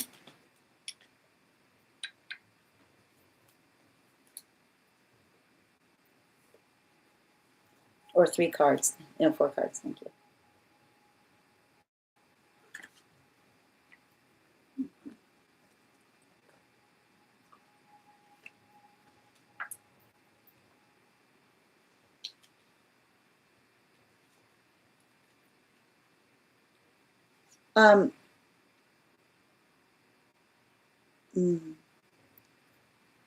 So the best way I can describe this, and it's interesting too, because I can tell that the angelic is still connected to you in relationality to this, because I feel like this is actually something that will potentially help you in terms of healing in the present, which is the observation, everything you need to know as to why that experience was so devastating to you has to do with what you anticipated would occur the following day. Okay? And if you're not necessarily, if you can't recall, if it feels like you've got a lot of fog energy in relationality to this experience, then this is what I think that you need to actively do right now to help continue to perpetually heal from this. And here's the thing about it.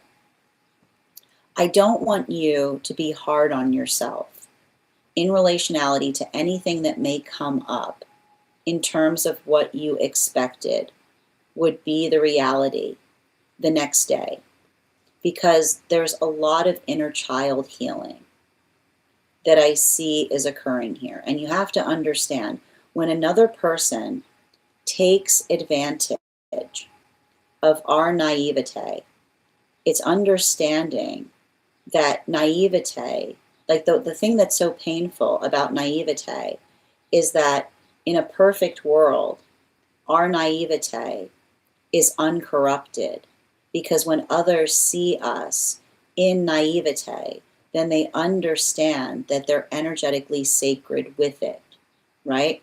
And often the shape of trauma, right? The way we can usually navigate trauma, what is the song that trauma often says? You should have known I was going to hurt you. Okay? I want you to write those words down, because I feel like that is very important to your healing journey.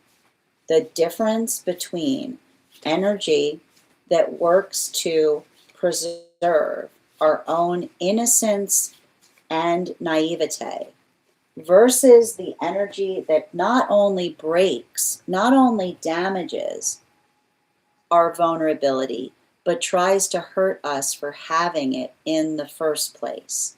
So I keep on getting that this was a double wound moment, because not only did someone violate you and hurt you, but the space by which, when you tried to articulate that to them, they tried to make you feel shame for having naivete and trusting them in the first place, by articulating to you in some way, shape, form, or fashion that you should have known, right, that they were hurting you, that they were going to hurt you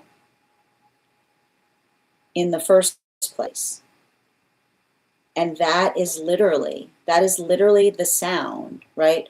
Those words are literally the sound of a predator, right? That's what a predator says. The words, if you're ever, and here's the thing about it, right? When another person is trying to deny that they're a predator, if you hear the words, you should have known that I was going to hurt you in the first place, then they are taking accountability for the fact that they are predatory energy. And so I want you to ask yourself, there's two questions that you need to ask in relationality to healing this circumstance or situation. The first is being able to write down, this is the inner child healing that you can do to be able to understand the shape of the wound that you're carrying, which is navigating the expectation. And here's the thing about it.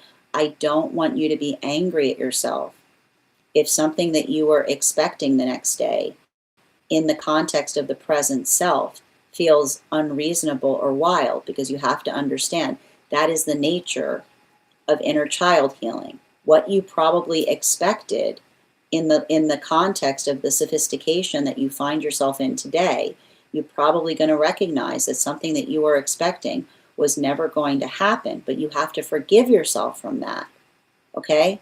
You have to energetically forgive yourself, because I'm not building into the space by which you should judge yourself for what you expected, because you're healing your inner child, which is you're holding that as the naivete, right? That is the naivete that another person should have protected.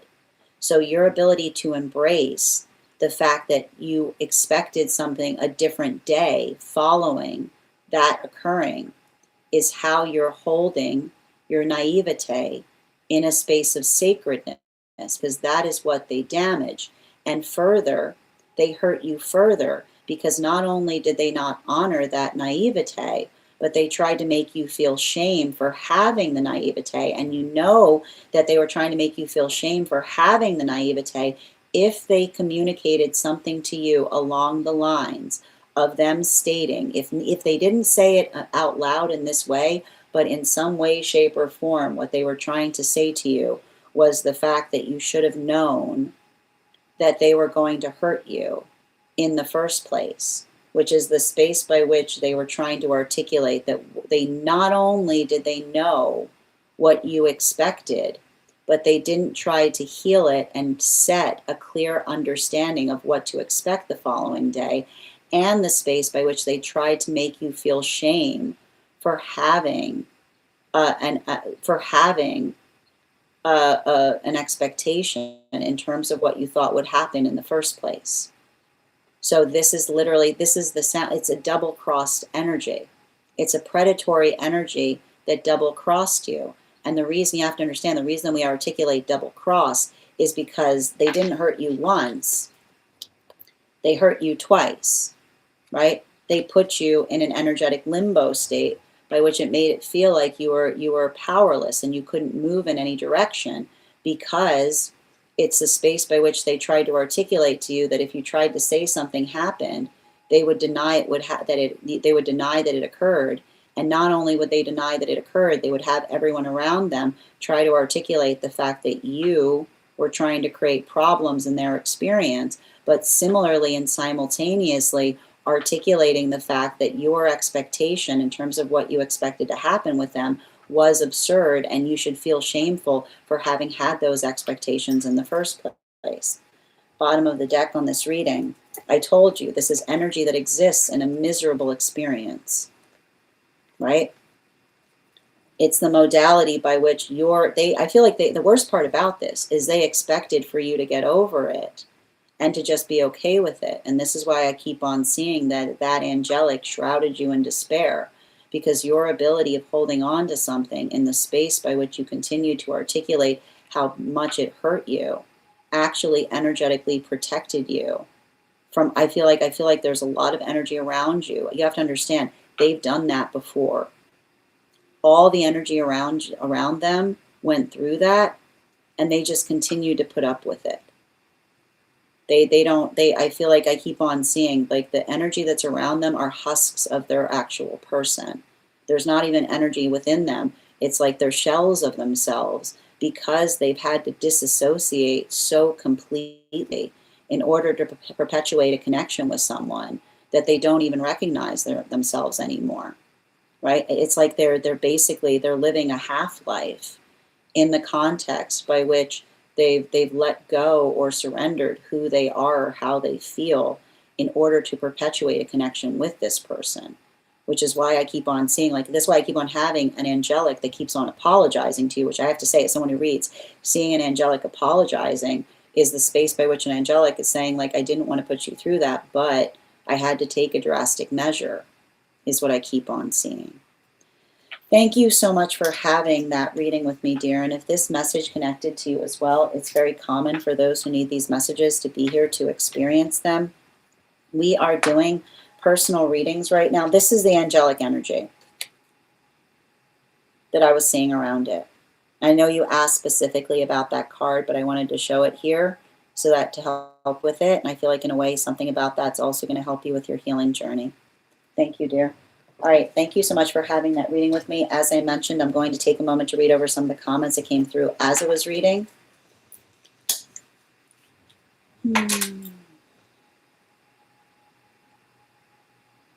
Absolutely. Yeah, absolutely, Kay.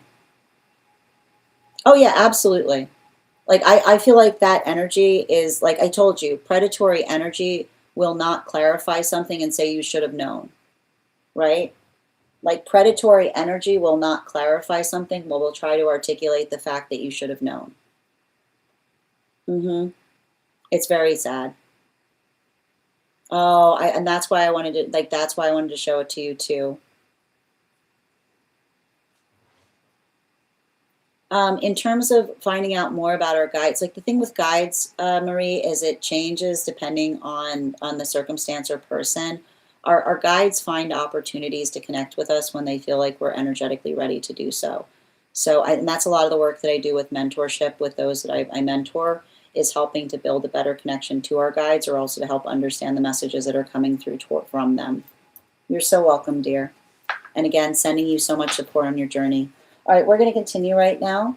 The next, we are now going to get started on one card readings for our super fans and for our paid members over on the place where we keep the videos. So if you are a super fan, just let me know the question that you have. I'll be happy to draw a card for you.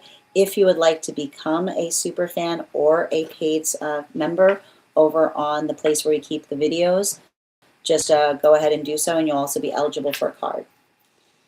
All right, bear with me a moment. And also, guys, if you're joining us on the Clock app, please make sure that you're recharging your heart needs if you would like an animal oracle card on top of your one card. Thank you for that heart knee, Stella. How you doing, Colorado?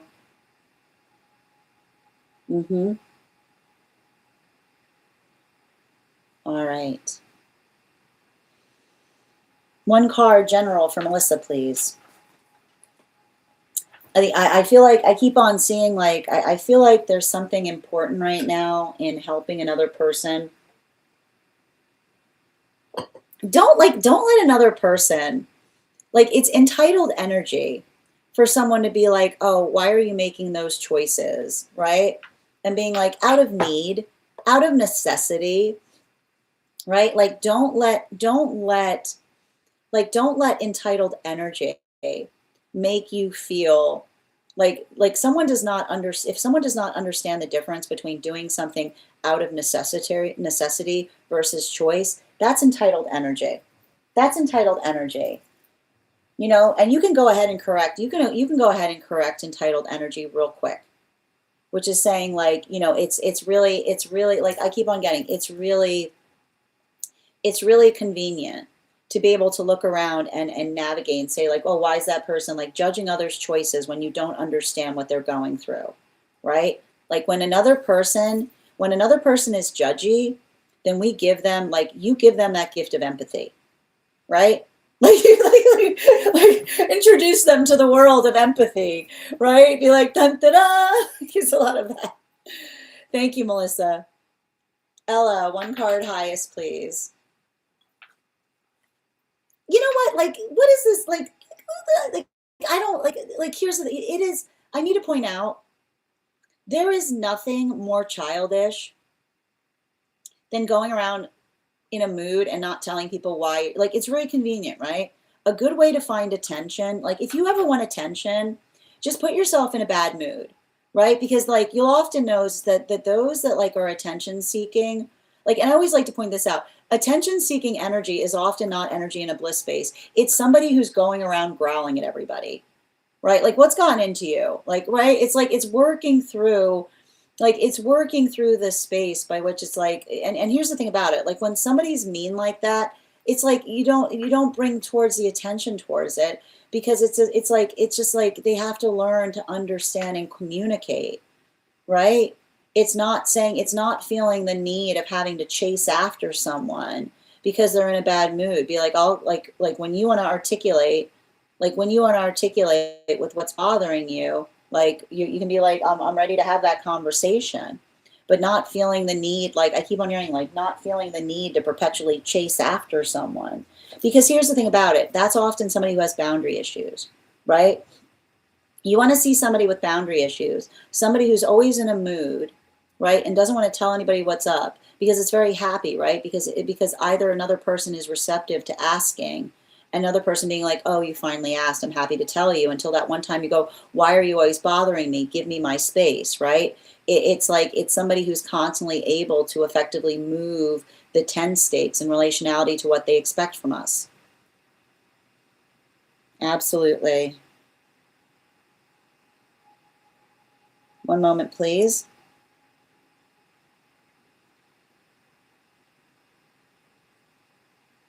Mm-hmm. It's my one, please, highest. We've got the star card. So I feel like there's something very important there in being able to build into the context of being energetically aware of something. Bottom of the deck, yeah, especially with this Eight of Cups in its reversal. When we care about things, like when we care about things, we're always trying to do something as best as we can, right? Animal spirit guide, yeah, don't let another person, like, you need energetic protectors, right? And I like to point out, energetic protectors are often energetic deflectors, which is the space by which another person like says to somebody, like, back off, give them space. Like that is not their responsibility. So I feel like it's almost like, I feel like it's you being able to apply some self-care to yourself, particularly and especially as it relates to not only what you're doing, but how you're working through something is what I keep on seeing. I feel like there's something important there about making nourishing choices for yourself, but not just nourishing choices, choices that feel like they amplify and articulate the full shape of what you yourself are trying to do or achieve in a greater fashion. Creative, one card on career guidance, please. I've got the Six of Cups here in its reversal. So I feel like there's something important. I feel like there's something important with that Six of Cups in its reversal in relationality to identifying the state or source by which you're effectively trying to work through something, but not just the way that you're working through something. It's when we care about each other, we inform one another, right? And it's understanding, like, the gift that the gift that is supportive is the space by which we give each other relevant information. Bottom of the deck, yeah, especially with the Seven of Wands in its reversal, you know, I feel like if you are perpetually working to identify and recognize to another, like what one is able to achieve, but not just what one is able to achieve, how one is able to try to do something effectively. It's not too much to ask for the same, is what I keep on getting. Yeah, especially with this hawk energy, right? Like when we care about each other, we keep each other informed.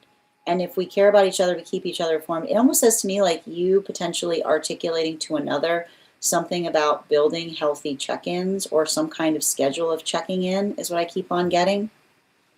Bridget, one card on finances, please. I've got the Temperance card in its reversal. So I almost feel like there's something there about navigating, I feel like navigating circumstances or situations that identify and recognize to another. Like I keep on saying, healthy energy does not keep us waiting with bated breath. It's the space by which we effectively address things. Bottom of the deck. Yeah, especially with this Sun card in its reversal, right? Like if it's saying to me, just work through something in such a way, like it's saying to me, like there's something about doing what is necessary in the moment, but in a way, but showing, but I keep on hearing like doing, like think about amplifiers, right? It's almost saying to me, think about doing something, but in a way by which you can finally be your authentic self in the process. Because I feel like this is some period of time where you're kind of stepping into your confidence in a way that you never have before. So it's like invest in yourself. Okay, how do they feel?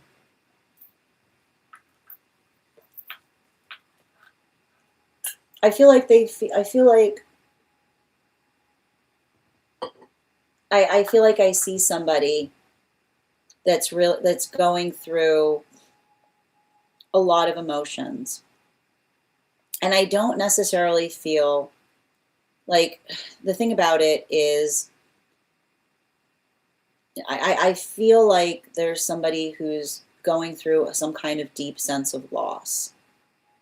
But it almost feels like, bottom of the deck, it doesn't feel like that sense of loss is directed to you so much as it feels like another person feeling a profound sense of disappointment in relationality to what another person put you through, is what I keep on seeing. Animal spirit, yeah, the owl energy. Like I almost feel like I see somebody. Like I feel like I see somebody who's planning on responding to you, but I almost feel like I see somebody trying to get their emotions in check before they say something to you, because I feel like it's somebody who's worried about saying something that they might regret. You know? Laurel, angelic guidance on that day. I feel like there's something important about building into the context of identifying and recognizing what feels stabilizing and grounding. I feel like it feels to me like there's something very energetically sacred there, but it's not just the fact that there's something sacred there. I feel like there's something about that sacredness of you doing, I feel like doing something that truly feels good for you, because I feel like there's something really complicated about this day for you. You know, like I'm not sure why I'm identifying that it feels like it's a complicated day. So remember, I keep wondering, remember, motherhood is a force, right? Like motherhood is a force in understanding that we honor the force of what it means to take care of others. So if it's something that creates some kind of complication in you, then recognize that being energetically aware of how it feels, like it honors, like how you have that energy within you as well, particularly if you've been doing a lot of inner child healing. So embrace the space by which you're honoring yourself in the spaces by which you've had to care for yourself or nurture yourself in profound ways. Hi there, Donnies. One card for Rainbow, highest priority from guides, please. We've got here the Two of Swords in its upright. So I feel like there's some type of energy here that I'm identifying in relationality to holding patience or finding a way to be patient around circumstances or experiences. I keep on hearing healthy energy loves your boundaries, right? Healthy energy loves your boundaries. So as long as we're energetically consistent with our standards, so long as our standards are energetically firm and supportive, then the space by which another energy honors them, tells them everything we need to know about them, right? And if they don't, if another person is constantly questioning our standards, even if our standards are reasonable, then that in itself is an effective shield, right? Like, let the standards tell you everything you need to know about whether another person honors your energetic journey. Sending you support, Ella, and thank you so much. Hold on a moment. Thank you, Delroy, for the follow. You're so welcome, Ella. Avatar, you got 2 coming to you. 2 cards for Avatar, please, on highest priority. Like, don't let another person get all sentimental on something you've been actively healing from. You'll always see this, right? Like, like, don't let another person, like, it's not, I keep on hearing, it's not romantic, it's tragic, right? Like, don't let another person, yeah, especially with this air dragon energy, like, don't let another person wax all sentimental on something that they put you through, right? Like, being able to correct them and say, like, there was nothing romantic about it, because it's a space by which you say to another person, like, the like, oh, like somebody being like, oh, this is our love story, being like, it's not our, like, the you hurting me is not a love story. I almost feel like you saying to somebody, like it's not, it's nice that you see it that way, but that's a little upsetting, right? Like, it's the space by which you effectively work to energetically correct another person's tendency to wax sentimental in terms of how they were energetically disappointing you, right? I feel like there's something important there. Creative, 1 card on career, please. I feel like I see you making some changes, but in the best way possible. Yeah, like, I feel like you've kind of, I feel like there's something about what you're doing that needs you to kind of upgrade things. So pay attention if you're recognizing some kind of limitations, like especially with the fox. Don't get frustrated. Like it's saying to me, like almost like template out, if you could just do something from like the ground up, how you would do it. And that doesn't mean you have to change everything, but like incorporating or integrating a new system is something that we do, like, carefully and specifically. Like, it says to me, you can get there, you just need to put a plan in place in terms of how to make those incremental changes. No problem, dear. You're so welcome, Kay. The whole situation, no, I feel like it's profoundly towards that person. It's giving me, I feel like it was somebody who's like I hear somebody saying, like, I rooted for you. How could you do this to me? Like, it almost feels like somebody who feels like there's a betrayal, like a double betrayal in terms of what another person was trying to do versus another person trying to do something, taking something into their own hands that basically spoiled, like, it basically spoiled everything they were trying to do to try to bring something together. Oh, Laurel, I'm sending you so much support on that journey. You're so welcome, dear. You're so welcome, Heather. Absolutely. All right, my friends. Yeah, I keep on hearing, I'm not sure, I feel like there's this meme that goes like, I feel, you know that meme where someone's like, we were all rooting, you know what that meme I'm saying? Like, somebody going, we were all rooting for you. You know what I mean? Like, I keep on hearing that meme coming through, Kay. Like, someone just letting someone have it in relationality to, like, in relation, you know what I'm, you know which one I'm talking about? Yeah, like, it's that type of energy. All right, my friends, I want to thank you. Oh, hi there, Ava. I got you, dear. Um,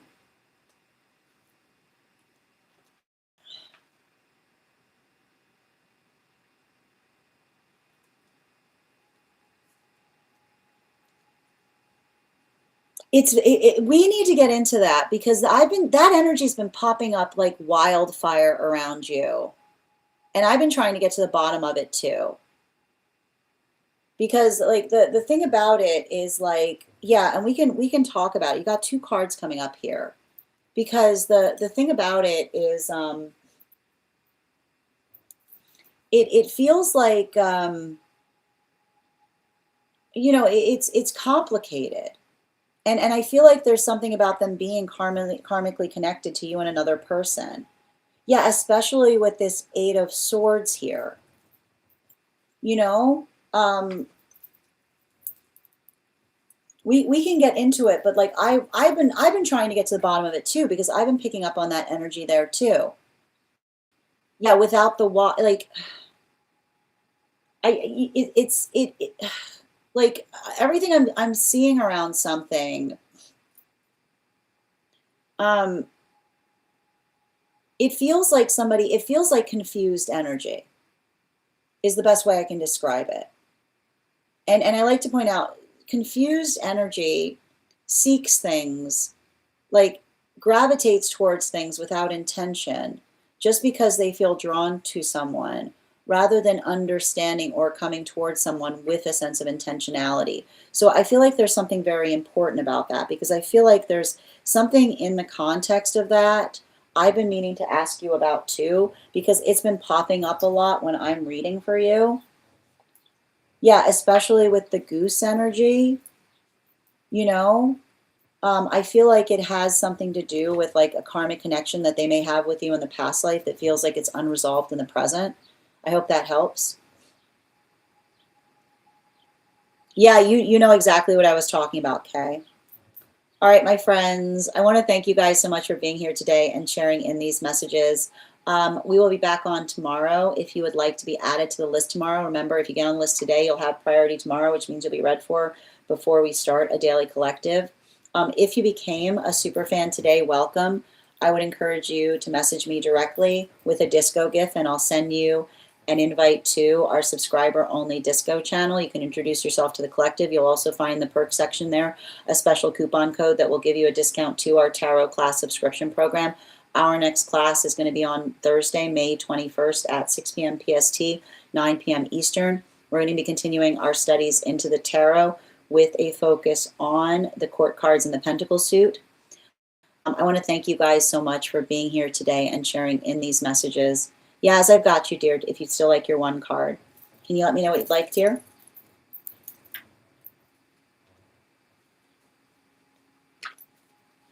I've already got two cards out for you. Just let me know what your question is.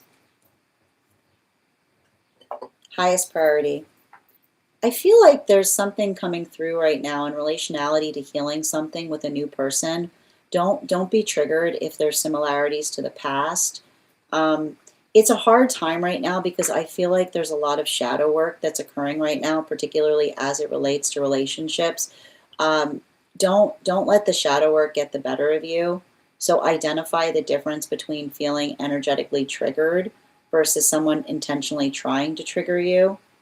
Animal spirit guide, you know the difference, right? And the nice thing about, if you're ever worried that another person is trying to intentionally trigger you, tell them that you're uncomfortable with something and see if that changes how they're speaking to you. Because as long as they're respective, like it's the difference between someone being intentional versus someone who's intentionally like triggering, like trying to be provocative to your own boundaries, right? So make sure that you're being clear to another as to what you are and are not comfortable with. My friends, I want to thank you so much for being here today and sharing in these messages. Huge thank you to my followers, old and new. Thank you for being here today and receiving these messages. Huge thank you to my subscribers. Your ongoing support means the absolute world to me. And the biggest thank you to my mod. Thank you so much, K Megan, for all of your help today. I deeply appreciate you. I hope you guys have an absolutely beautiful day. Please take care of yourselves. Please take care of one another, and we will do this again tomorrow. Have a great day, everyone.